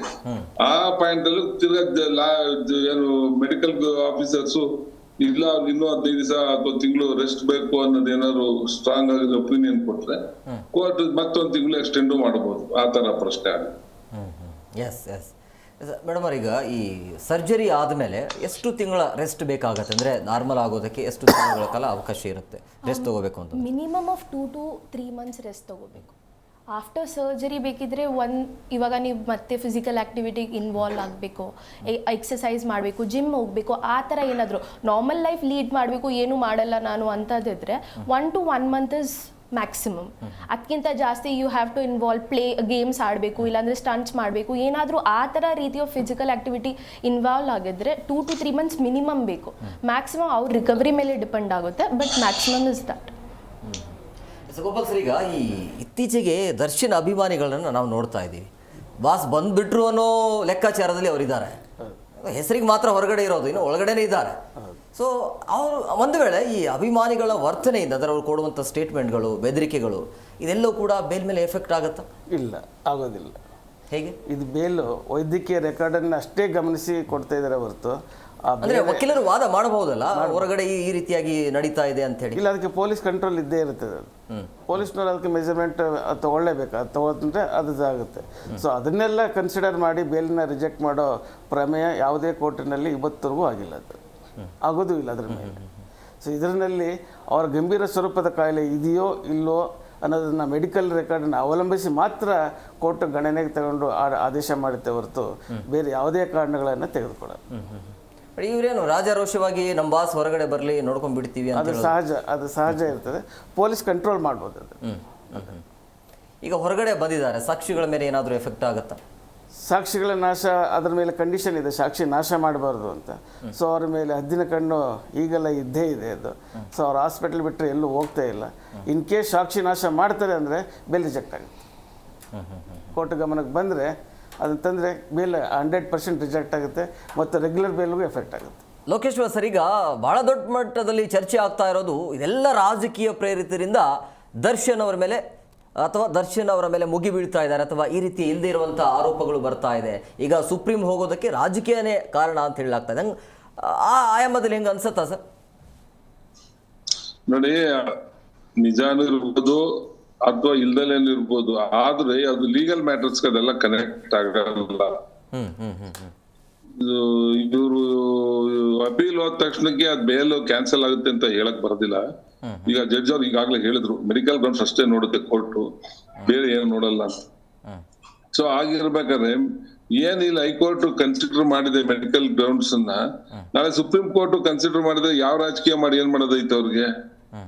ಅವ್ರಿಗೆ 6 ವಾರದ್ದು ಕಂಟಿನ್ಯೂ ಮಾಡಿ ಇನ್ನೇ ಅವಶ್ಯಕತೆ ಕೊಡಿ ಅಂತಾನೆ ಹೇಳ್ಬೋದು. ಹಾಗಾಗಿ ರಾಜಕೀಯ ಇದರಿಂದ ಮಾಡೋದ್ರಿಂದ ಏನೂ ಆಗಲ್ಲ. ಸುಮ್ನೆ ಅದೇ ಮೆಂಟಲ್ ಟಾರ್ಚರ್ ಕ್ರಿಯೇಟ್ ಮಾಡೋ ಪ್ರಶ್ನೆಗೊಂದು ಏನಾದ್ರು ಪ್ರಯತ್ನ ಮಾಡ್ಬೋದು ಅನ್ನೋದು ಪ್ರಶ್ನೆ ಇರ್ಬೋದು ವಿನಃ ಬೇರೆ ಯಾವ್ದು ರಾಜಕೀಯದಿಂದ ಆ ಬೇಲ್ ಮ್ಯಾಟರ್ಸ್ ಇವ್ರು ಏನು ಮಾಡಕ್ ಬರಲ್ಲ. ಮತ್ತೆ ಇನ್ನೂ ಏನಾದ್ರು ರಾಜಕೀಯವಾಗಿ ಅವ್ರು ಮಾಡೋದೇ ಪ್ರಶ್ನೆ ಇದ್ದಿದ್ರೆ ಸಾಕ್ಷಿಗಳಿಗೆ ತೊಂದರೆ ಕೊಟ್ರು ಅಂತ ಕ್ರಿಯೇಟ್ ಮಾಡುವುದು, ಬೇರೆ ರೀತಿಯಲ್ಲಿ ಇವರು ಎವಿಡೆನ್ಸ್ ಅನ್ನ ಹಾಳು ಮಾಡಕ್ ಪ್ರಯತ್ನ ಮಾಡ್ತಿದ್ದಾರೆ ಅಂತ ಆ ರೀತಿ ಎಲ್ಲ ಮಾಡಿ ಮಾಡ್ಸೋದಕ್ಕೆ ಅವಕಾಶ ಇರುತ್ತೆ ವಿನಃ ಈ ಮೆಡಿಕಲ್ ಗ್ರೌಂಡ್ ಒಂದೇ ಆ ಬೇಸ್ ಮೇಲೆ ಹೊರಟಿರೋದು. ನಮ್ಮ ಪೊಲೀಸ್ ಇಲಾಖೆಯವರು ಹೊರಟಿರೋದು ಅವ್ರ ವಿರುದ್ಧ ಕೇವಲ ಪೊಲೀಸ್ ಇದ್ರ ಮೇಲೆ, I mean medical ground point ಅಲ್ಲಿ ಬೋರ್ಡ್ ಎವಿಡೆನ್ಸ್ ಇದಕ್ಕೆ ಹೋಗದಲ್ಲಿ ಇವರು ಡೈರೆಕ್ಟ್ ಆಗಿ ವಿಮ್ಸ್ ರಿಪೋರ್ಟ್ ಮೇಲೆ ಹೋಗಿದ್ದಾರೆ ಅಂತ. ಹಾಗಾಗಿ ಅದೊಂದೇ ಬಿಟ್ರೆ ಅವರು ಸಾಕ್ಷಿ ನಾಶ ಮತ್ತೆ ಇತರೆ ಎದುರಿಸೋದು ಮಾಡೋದು ಇಂಥ ವಿಚಾರಗಳಲ್ಲಿ ಏನಾದ್ರು ರಾಜಕೀಯ ಹುಟ್ಟಾಕಿ ಯಾರ ಸಾಕ್ಷಿಗಳ ಕಡೆ 4 ಜನ ಕಂಪ್ಲೇಂಟ್ ಮಾಡಿಸ್ಬೋದು, ನಮ್ಗೆ ಈ ತರ ಎದುರಿಸೋರು ಮಾಡಿದ್ರು ಅಂತ, ಅದೆಲ್ಲ ಅವಕಾಶ ಇರುತ್ತೆ. ಅದನ್ನೇನು ಮಾಡಿಲ್ವಲ್ಲ, ಇಲ್ಲಿ ಬರೀ ಮೆಡಿಕಲ್ ಗ್ರೌಂಡ್ ಮೇಲೆ ಅಷ್ಟೇ ಹೋಗ್ತಾ ಇರೋದು. ಅಲ್ಲಿ ರಾಜಕೀಯ ಪ್ರಶ್ನೆ ಬರೋದಿಲ್ಲ. ಅಲ್ಲಿ ಅವ್ರು ಕೋರ್ಟ್ ಇಲ್ಲೇ ನೋಡಿರುತ್ತೆ, ಅದನ್ನ ಅಲ್ಲೇ ನೋಡಿರುತ್ತೆ, ನಾಳೆ ಅದು ಅಲ್ಲ ಅದನ್ನೇ ನೋಡುತ್ತೆ, ಬೇರೆ ಪ್ರಶ್ನೆ ಬರೋದಿಲ್ಲ ಅಲ್ಲಿ. ಅದಕ್ಕೆ ರಾಜಕೀಯ ಪ್ರೇರಿತ ಅಂತ ಸುಮ್ನೆ ಅಂತೆಕಂತೆಗಳಿಗೆ ಮಾತಾಡಕ್ಕೆ ಎಲ್ಲರೂ ಮಾತಾಡ್ತಾರೆ, ಅದು ಪ್ರಶ್ನೆ ಅಷ್ಟೇ. ಇಲ್ಲಿ ಅದು ನನ್ನ ಅಭಿಪ್ರಾಯದಲ್ಲಿ ಏನಂತದೇನು ಇಲ್ಲ ಅಲ್ಲಿ. ಎಸ್ ಎಸ್ ಗೋಪಾಲ್ ಸರ್, ಈಗ SPP ಕಡೆಯಿಂದ ಅಂದರೆ ಗೌರ್ಮೆಂಟ್ ಕಡೆಯಿಂದ ಈಗ ಸುಪ್ರೀಂ ಅವರೇ ಹೋಗ್ತಿದ್ದಾರೆ. ದರ್ಶನ್ ಕಡೆಯಿಂದ ಅಂದರೆ ದರ್ಶನ್ ಪರವಾಗಿ ವಕೀಲರಿಂದ ಅವರ ವಾದ ಹೇಗಿರಬಹುದು ಅಂತೇಳಿ? ಅವರ ವಾದ ಇಲ್ಲಿ ಲೋಯರ್ ಕೋರ್ಟಲ್ಲಿ ಹೈಕೋರ್ಟಲ್ಲಿ ಏನು ಹೇಳಿದ್ದಾರೆ ಅದೇ ಮೆಡಿಕಲ್ ರೆಕಾರ್ಡನ್ನು ಪ್ರೊಡ್ಯೂಸ್ ಮಾಡ್ಬೋದು. ಮತ್ತು ಇನ್ನೂ ಹೆಚ್ಚಿನ ಮೆಡಿಕಲ್ ರೆಕಾರ್ಡ್ಗಳನ್ನು ಪ್ರೊಡ್ಯೂಸ್ ಮಾಡೋ ಅಗತ್ಯನೂ ಕಂಡು ಮಾಡಬಹುದು ಅವರು. ಸೊ ತಮ್ಮ ಅನುಕೂಲಕ್ಕೆ ತಕ್ಕಂತೆ ಅವರು ಎಕ್ಸ್ಟೆನ್ಷನ್ ಮಾಡ್ಕೊಳ್ಳೋಕ್ಕೆ ಏನು ಪ್ರಯತ್ನ ಮಾಡ್ಬೋದು ಅದೆಲ್ಲ ಪ್ರಯತ್ನ ಒಂದು ವೇಳೆ ಅಭಿಯೋಜನೆ ಸುಪ್ರೀಂ ಕೋರ್ಟ್ಗೆ ಹೋದರೆ ಅವರು ಮಾಡಿ ಅದನ್ನು ಬೆನಿಫಿಟ್ ತೊಗೊಳೋದಕ್ಕೆ ಪ್ರಯತ್ನ ಪಡ್ತಾರೆ. ಹಂಗೆ ಹೌದು ಮೇಡಮ್, ಈಗ ಪ್ರೈವೇಟ್ ಹಾಸ್ಪಿಟಲ್ ಅಂತ ಬಂದಾಗ ಕೇಳಿದ್ದೀವಿ ನಾವು, ಅಂದರೆ ರಿಪೋರ್ಟ್ನ ಸುಳ್ಳು ಕೊಡ್ಬೋದು, ಹೇಗೆ ಬೇಕೋ ಹಂಗೆ ಮಾಡಿಸ್ಕೋಬಹುದು ಅಂತೇಳಿ. ಬಟ್ ಒಂದು ವೇಳೆ ಈಗ ದರ್ಶನ್ ಅವರು ಪ್ರೈವೇಟ್ ಹಾಸ್ಪಿಟಲಲ್ಲಿ ಈಗ ಅಡ್ಮಿಟ್ ಆಗಿದ್ದಾರೆ, ಒಂದು ವೇಳೆ ಆ ರಿಪೋರ್ಟ್ ಸುಳ್ಳು ಕೊಡುವಂಥ ಸಾಧ್ಯತೆ ಇರುತ್ತಾ? ಆ ರೀತಿಯ ಒತ್ತಡದಿಂದ ಸರ್ಜರಿ ಅವಶ್ಯಕತೆ ಇದೆ ಆ ರೀತಿ ಏನಾದರೂ ಇಲ್ಲ ಇದ್ರೂ ಮೆಡಿಕಲಿ ಮಾಡಲ್ಲ, ಬಟ್ ಮಾಡೋದು ಚಾನ್ಸಸ್ ಇರ್ಬೋದು, ಅದು ಹೇಳೋಕ್ಕಾಗಲ್ಲ ಅಲ್ವಾ. ಬಟ್ ಪ್ರೈವೇಟ್ ಇದ್ದರೂ if they are like really true, ಯಾರು ಒತ್ತಡ ಆಗಿದ್ರೂ ಮಾಡಲೇಬೇಕು, ಮಾಡಿಲ್ಲ ಅಂದರೂ if you are true to your profession I don't think so ಆಗತ್ತೆ ಅಂತ ಮಾಡಬಹುದು. ಮಾಡಲ್ಲ ಅಂತ ಹೇಮಂತ್ ಹೇಳಿದ್ನಲ್ಲ, ಜಲ್ಗಿ ಪ್ರಕರಣದಲ್ಲಿ ಅದೆಲ್ಲ ಆಗಿತ್ತು, ಹಿಂದೆ ಮಾಡಿದ್ರು ಅವರೆಲ್ಲ ಜೈಲು ಸೇರಿದ್ರು ಡಾಕ್ಟರ್ಸ್ಗಳು ಅವಾಗ. ಹೌದೌದು ಮೇಡಮ್, ಅವ್ರು ಹೆದರ್ತಾ ಇದ್ದಾರೆ. ಪಾಪ ಗೊತ್ತಿಲ್ಲ ವಿಚಾರ. ಸರ್ ಈಗ ಪ್ರಕರಣದಲ್ಲಿ ಆಗಿದೆ ಅದೆಲ್ಲ. ಅಲ್ಲ ಈಗ ಸರ್, ಈಗ ಟ್ರೀಟ್ಮೆಂಟ್ ಅನ್ನ ಗೌರ್ಮೆಂಟ್ ಹಾಸ್ಪಿಟಲ್ ಕೊಡಿಸಬಹುದಾಗಿತ್ತಲ್ಲ, ಇದು ಯಾಕೆ ಅಂತ ನನಗೆ ಕೇಳ್ತಾ ಇದ್ದೀರಾ? ಹೌದೌದು ಸರ್. ನೋಡಿ, ಗೌರ್ಮೆಂಟ್ ಹಾಸ್ಪಿಟಲ್ ಅಲ್ಲಿ ಕೊಡಿಸಬಾರ್ದು ಅಂತ ಎಲ್ಲ, ಅಲ್ಲಿ ಫೆಸಿಲಿಟಿ ಇವ್ರಿಗೆ ಹೇಳೋ ತರದ ಫೆಸಿಲಿಟಿ ಇರ್ಬೇಕಲ್ಲ ಅಂತ ಪ್ರಶ್ನೆ ಅದೇ ಆಗಿದ್ದು. ಬಿಮ್ಸ್ ಅಲ್ಲಿ ಕೆಲವು ಫೆಸಿಲಿಟಿ ಐತೆ, ಕೆಲವು ಇಲ್ಲ ಅಂತ ವಿಚಾರ ಬಂದೆ ಅವರು ಇದು ಮೈಸೂರು ಅಪೋಲೋಗ್ ಹೋಗ್ಬೇಕು ಅಂತ ಏನೋ ಪ್ರಶ್ನೆ ತಂದಿದ್ರು ಇವರು. ಆದ್ರೆ ಕೋರ್ಟ್ ಏನ್ ಹೇಳ್ತು, ಬೆಂಗಳೂರು ಒಳಗೆ ಮಾಡಿಸಿ, ಬೆಂಗಳೂರಲ್ಲಿ ಬೇಕಾದಷ್ಟಿದೆ ಹಾಸ್ಪಿಟಲ್ಸ್, ಇಲ್ಲೇ ಮಾಡಿ, ಮೈಸೂರ್ಗೆ ಹೋಗೋ ಅವಶ್ಯಕತೆ ಇಲ್ಲ ಅಂತ ಮೈಸೂರ್ನ ರಿಜೆಕ್ಟ್ ಮಾಡ್ತದ್ದು. ಮೈಸೂರು ಅಲ್ಲಿ ಟ್ರೀಟ್ಮೆಂಟ್ ತಗೊಳ್ಳೋ ವಿಚಾರ ಅವ್ರು ಇಷ್ಟಪಟ್ಟಿದ್ದ ಆಸ್ಪತ್ರೆಯಲ್ಲಿ ತಗೋಬೇಕಂತ ವಿಚಾರ ಇದ್ರೂನು ಬೆಂಗಳೂರಲ್ಲಿ ಇರೋ ಅಷ್ಟು ಹಾಸ್ಪಿಟಲ್ಸ್ ಎಲ್ಲೂ ಇಲ್ಲ. ಅದಕ್ಕೋಸ್ಕರ ನೀವು ಇಲ್ಲೇ ಇದ್ ಮಾಡಿ ಬೆಂಗಳೂರು ಪ್ರಿಮಿಸಿಸ್ ಒಳಗೆ ಇರ್ಬೇಕು, ಎಲ್ಲಿ ಹೋಗ್ಕೊಡುದು ಬೆಂಗಳೂರು ಬಿಟ್ಟು ಅಂತ ಅವ್ರಿಗೆ ಕಂಡೀಷನ್ ಮಾಡಿ ಅಲ್ಲಿ ಅವಕಾಶ ಕೊಟ್ಟಿರೋದು. ಹಾಗಾಗಿ ಅವ್ರು ಬೆಂಗಳೂರು ಆಸ್ಪತ್ರೆಗಳಲ್ಲಿ ಟ್ರೀಟ್ಮೆಂಟ್ಗೆ ಹೋಗಿದ್ದಾರೆ. ಆ ಬೇರೆ ಮ್ಯಾನಿಪುಲೇಷನ್ಸ್ ಏನೋ ಮಾಡೋದು ಪ್ರಶ್ನೆ ನಾನು ಹೇಳಿದ್ನಲ್ಲ, ಡಾಕ್ಟರ್ಸ್ ಅಲ್ಲಿ ಸರ್ಟಿಫೈ ಮಾಡ್ಬೇಕಾದ್ರೆ ತಪ್ಪುಗಳು ಮಾಡಿರೋದು ಮತ್ತೆ ಅದಕ್ಕೆಲ್ಲ ಪನಿಷ್ಮೆಂಟ್ ಆಗಿರೋದು ಅದೆಲ್ಲ ಇದೆ. ಈಗ ತಿರ್ಗಾ ಆ ತರದ ಪ್ರಶ್ನೆಯಲ್ಲಿ ಸ್ವಲ್ಪ ಎಲ್ಲರಿಗೂ ಇನ್ನು ಮುಂಜಾಗ್ರತೆ ವಿಚಾರ ಇರ್ತಾರೆ, ಅವ್ರದೇ ಆದ ಮೆಥಡ್ ಅಲ್ಲಿ ಅದನ್ನ ಸಾಲ್ವ್ ಮಾಡ್ಕೊಂಡಿರ್ತಾರೆ. ಈಗ ಅದನ್ನೇ ಹೈಕೋರ್ಟ್ ಒಪ್ಕೊಂಡಿದೆ, ಸುಪ್ರೀಂ ಕೋರ್ಟ್ ಒಪ್ಕೋಬಹುದು ಅದೇ ಇದು ಡಾಕ್ಯುಮೆಂಟ್ಸ್ ನ. ಅದು ಇಲ್ದಲೇ ಇದ್ರು ಹೇಳಿ. ಈಗ ಈ ಪ್ರಕರಣವನ್ನು ನೋಡಿದಾಗ ದರ್ಶನ್ಗೆ ಚಾಲೆಂಜ್ ಇದೆಯಾ ಅಂತ ಅನ್ಸುತ್ತೆ, ಈ ಸರ್ಜರಿಯ ವಿಚಾರ ಅಂತ ಬಂದಾಗ ಇದೆಲ್ಲ ಬೆಳವಣಿಗೆ ನೋಡ್ತಾ ಇದ್ರೆ ಅವರಿಗೂ ಆ ಒಂದು ಭಯ ಕಾಡ್ತಿರಬಹುದಾ? ನೋಡಿ, ನಿಮ್ಗೆ ನಾನು ವೈಯಕ್ತಿಕವಾಗಿ ಅನುಭವ ಇರೋನಾಗಿ ಹೇಳ್ತೀನಿ. ಆದ್ರೆ ಈ ವಿಚಾರದಲ್ಲಿ ನನಗೂ 2009 L5 ನಾನು ಆಪರೇಟ್ ಆಗಿರೋನೆ. ನಾನು 1 ತಿಂಗಳು ರೆಸ್ಟ್ ತೆಗೆದುಕೊಂಡು ನಾನು ಉಪ್ಪಾರಪೇಟೆ ಸ್ಟೇಷನ್ ಚಾರ್ಜ್ ಅಂತ ತಗೊಂಡು 3 ವರ್ಷ ಅಲ್ಲಿ ಡ್ಯೂಟಿ ಮಾಡಿದವ್ ನಾನು. ಉಪ್ಪಾರಪೇಟೆ ಅಂತ ಬಿಸಿ ಪೊಲೀಸ್ ಸ್ಟೇಷನ್ ಅಲ್ಲೇ ನಾನು ಈ 2009 ಅಲ್ಲಿ ನಾನು ಆಪರೇಷನ್ ಮಾಡಿ 1 ತಿಂಗಳು ಅಷ್ಟೇ ರೆಸ್ಟ್ ತಗೊಂಡು ಡ್ಯೂಟಿಗೆ ಹೋಗಿದ್ದವ್ ನಾನು. ಅದು ನಿಮ್ಗೆ ಗೊತ್ತು, ಪೊಲೀಸ್ ಡಿಪಾರ್ಟ್ಮೆಂಟ್ ವರ್ಕ್ ಎಕ್ಟಿಕ್ ವರ್ಕ್, ಅದು ಉಪ್ಪಾರಪೇಟೆಯಲ್ಲಿ ಏನ್ ಬಿಸಿ ಅಂತ ನಿಮ್ಗೆ ಗೊತ್ತಿದೆ. ನಾವು ಮಾಡಿದ್ವಿ, ಅದು ಅವ್ರವ್ರ ವಿಲ್ ಪವರ್. ಇಲ್ಲಿ ಅವರ ಒಂದು ಧೈರ್ಯದ ಮೇಲೆ ಅದು ಮಾಡಿ ಅವ್ರು 1 ತಿಂಗಳೊಳಗಡೆ ಟ್ರೀಟ್ಮೆಂಟ್ ಮುಗಿಸ್ಕೊಂಡು ಇನ್ನೊಂದು 10 ದಿವಸ ಹೆಚ್ಚಿಗೆ ತಗೊಂಡು ಮತ್ತೆ ಕಾನೂನು ಚೌಕಟ್ಟಿಗೆ ಬಂದು ಅವ್ರ ಮುಂದೆ ಹೋರಾಟ ಮಾಡೋ ಅವಕಾಶ ಇರುತ್ತೆ. ಅದಕ್ಕೆ ಭಯ ಬೀಳುವಂತದ್ದು ಏನು ವಿಚಾರ ಇಲ್ಲ ನನ್ಗೆ ಅಭಿಪ್ರಾಯದಲ್ಲಿ. ಸಾಕಷ್ಟು ಜನ ಈ ತರದ ವಿಚಾರದಲ್ಲಿ ಸರ್ಜರಿ ಹೋಗಿದ್ದಾರೆ. ಆದ್ರೂ ಕೆಲವರಿಗೆ ಇನ್ನೂ ಜಾಸ್ತಿ ಏನ್ ತಿಳುವಳಿಕೆಯಲ್ಲಿ ತಪ್ಪು ತಿಳುವಳಿಕೆಲ್ಲ ಏನೋ ಭಯದಲ್ಲಿ ಈ ಪ್ರೊಲಾಂಗ್ ಮಾಡ್ತಾ ಜನಕ್ಕೂ ಅನುಮಾನ ಬರ್ತಾ ಇರ್ತಾರೆ, ಕೋರ್ಟ್ಗೂ ಅನುಮಾನ ಬರೋಕೆ ಅವಕಾಶ ಆಗುತ್ತೆ ಅನ್ನೋದು ನನ್ನ ಅಭಿಪ್ರಾಯ. ಆ ಸಹಜವಾಗಿ ಪೊಲೀಸು ಈ ತರದೆಲ್ಲ ಇದ್ದಾಗ ನಾವು ಮೇಲೆ ಅಥಾರಿಟೀಸ್ಗೆ ಇದನ್ನ ಅಪೀಲ್ ಮಾಡದಿದ್ರೆ ನಾಳೆ ಜನ ಪೊಲೀಸ್ನು ಅನುಮಾನ ಮಾಡ್ತಾರೆ ಪ್ರಶ್ನೆ ಇರುತ್ತೆ. ಅದಕ್ಕೋಸ್ಕರ ಅವರು ಒಂದು ತಮ್ಮ ಕರ್ತವ್ಯನ ಮುಗಿಸೋಕ್ಕೋಸ್ಕರ ಹೋಗ್ತಾ ಇರ್ಬೋದು ಸುಪ್ರೀಂ ಕೋರ್ಟ್ಗೆ. ಇದು ಪ್ರಶ್ನೆ ಇದೆ. ಎಸ್ ಗೋಪಾಲ್ ಸರ್, ಈಗ ಕ್ವಿಕ್ ಆಗಿ ಕೊನೆಯದಾಗಿ ಹೇಳೋದಾದ್ರೆ ಈ ಪ್ರಕರಣದ ಬಗ್ಗೆ ಕೊನೆಯದಾಗಿ ಏನು ಹೇಳ್ತೀರಿ? ಅಂದರೆ ಯಾರಿಗೆ ಮೇಲ್ನೋಟಕ್ಕೆ ಓಕೆ ಅಂತ ಅನಿಸ್ಬೋದು ಅಂತ? ಇದರಲ್ಲಿ ಮೆಡಿಕಲ್ ವೈದ್ಯಕೀಯ ರೆಕಾರ್ಡ್ಗಳನ್ನು ನೋಡಿದ್ರೆ ಮೇಲ್ನೋಟಕ್ಕೆ ಗಂಭೀರ ಸ್ವರೂಪದ ಅವರು ಲೋಕ ರಕ್ಷಣೆಯಿಂದ ಬಳಲ್ತಾ ಇರೋದು ಕಂಡು ಬರ್ತದೆ. ಸೊ ಎಲ್ಲೇ ಹೋದರೂ ಸುಪ್ರೀಂ ಕೋರ್ಟು ಆರ್ಟಿಕಲ್ 21 ಪ್ರಕಾರ ಆರೋಗ್ಯ ಕಾಪಾಡಿಕೊಳ್ಳೋದು, ಕೊಡಿಸೋದು ಮತ್ತು ಸರ್ಕಾರ ಮತ್ತು ಕರ್ತವ್ಯ ಆಗಿರೋದ್ರಿಂದ ಇದರಲ್ಲಿ ಮೋಸ್ಟ್ಲಿ ದರ್ಶನ್ಗೆ ಬೇಲ್ ರಿಜೆಕ್ಟ್ ಆಗೋಲ್ಲ, ಇಂಟ್ರಿಮ್ ಬೇಲ್ ರಿಜೆಕ್ಟ್ ಆಗೋಲ್ಲ, ಎಕ್ಸ್ಟೆನ್ಷನ್ ಆಗೋ ಸಾಧ್ಯತೆಯೂ ಇದೆ. ನನ್ನ ಅಭಿಪ್ರಾಯದ ಪ್ರಕಾರ ಎಕ್ಸ್ಟೆನ್ಷನ್ ಆಗೋ ಸಾಧ್ಯತೆಯೂ ಇದೆ. ಯಾಕಂದರೆ ವೈದ್ಯರು ಈ ಬಳ್ಳಾರಿನಲ್ಲಿ ಇಬ್ಬರು ಡಾಕ್ಟ್ರು ಒಪಿನಿಯನ್ ಕೊಟ್ಟು ಸರ್ಜರಿ ಬೇಕು ಅಂತ ಹೇಳಿರ್ಬೋದು, ಆದರೆ ಆ ಡಿಫ್ರೆನ್ಸ್ ಆಫ್ ಒಪಿನಿಯನ್ ಬೇರೆ ಡಾಕ್ಟರ್ ಹತ್ರನೂ ಇರ್ತದೆ. ಅದನ್ನು ಗಂಭೀರ ಸ್ವರೂಪದನ್ನು ಆ ಸರ್ಜರಿ ಮಾಡ್ದೇ ಅದನ್ನು ಅವ್ರನ್ನ ನೇರವಾಗಿ ಇದು ಚಿಕಿತ್ಸೆ ಕೊಡಿಸೋದ್ರ ಬಗ್ಗೆನೂ ಯೋಚನೆ ಮಾಡ್ತಾ ಇರ್ತಾರೆ. ಇದನ್ನೆಲ್ಲ ನಾವು ಗಮನಿಸಬೇಕ ಹೊರತು ಕೇವಲ ಅವರು 2 ವಾರ ಆಯಿತು ಅವರ ಸರ್ಜರಿ ಮಾಡಿಸ್ಕೊಂಡಿಲ್ಲ ಅಂತ ಹೇಳೋದ ಕಾರಣಕ್ಕೆ ಅವರು ಇದರಲ್ಲಿ ಮಿಸ್ಯೂಸ್ ಮಾಡ್ಕೋತಿದ್ದಾರೆ, ಸುಳ್ಳು ಹೇಳ್ತಿದ್ದಾರೆ ಅಂತ ಈಗ ನಾವು ಹೇಳೋಕ್ಕೆ ಬರೋದಿಲ್ಲ. ಅದರಿಂದ ಡಾಕ್ಟ್ರ್ ಒಪಿನಿಯನ್ ಅನುಸರಿಸಿನೇ ಇದನ್ನು ನಾವು ಎಲ್ಲ ಕೋರ್ಟ್ ಆಗಲಿ ಬೇರೆ ಯಾರೇ ಆಗಲಿ ಡಾಕ್ಟರ್ಗಳಿಗೂ ಒತ್ತಡ ಇರಬಹುದಾ ಇಂಥ ಪ್ರಕರಣದಲ್ಲಿ? ಇಂಥ ಪ್ರಕರಣ ಗುರುತರವಾದ ಪ್ರಕರಣ ಆಗಿರೋದ್ರಿಂದ ವೈದ್ಯರಿಗೂ ಡಾಕ್ಟರ್ಗಳಿಗೂ ಸುಳ್ಳು ಸರ್ಟಿಫಿಕೇಟ್ ಕೊಟ್ಟರೆ ತಮ್ಗೆ ಏನಾಗುತ್ತೆ ಅನ್ನೋದು ಗೊತ್ತಿರ್ತದೆ ಅವರು. ಆದ್ದರಿಂದ ನನಗೆ ಈ ದರ್ಶನ ಪ್ರಕರಣದಲ್ಲಿ ಸುಳ್ಳು ಸರ್ಟಿಫಿಕೇಟ್ ಕೊಡೋ ಸಾಧ್ಯತೆ 100ಕ್ಕೆ 100 ಕಡಿಮೆ ಅಂತ ನನಗೆ ಅನಿಸುತ್ತೆ. ಮೇಡಮ್, ಕ್ವಿಕ್ ಆಗಿ ಈ ಸರ್ಜರಿ ಬಗ್ಗೆ ಕೊನೆಯದಾಗಿ ಹೇಳೋದಾದರೆ? ಕ್ವಿಕ್ಕಾಗಿ ಹೇಳಬೇಕಂದ್ರೆ surgery is required or not required ಅಂತ ನೀವು ಕೇಳ್ತಾ ಇದ್ದೀರಾ, ಇಲ್ಲ ಹಿಂಗೆ? ಅಂದರೆ ಹೇಗೆ ಅಂದರೆ ಸಮಸ್ಯೆ ಆಗೋದಿಲ್ಲ, ಆತಂಕ ಪಡುವಂಥ ಅವಶ್ಯಕತೆ ಇಲ್ಲ. ಎಷ್ಟು ಮಂತ್ಗಳ ಕಾಲ ಅವರಿಗೆ ಚಿಕಿತ್ಸೆ ಪಡೆಯೋದಕ್ಕೆ ಅವಕಾಶ ಇರುತ್ತೆ?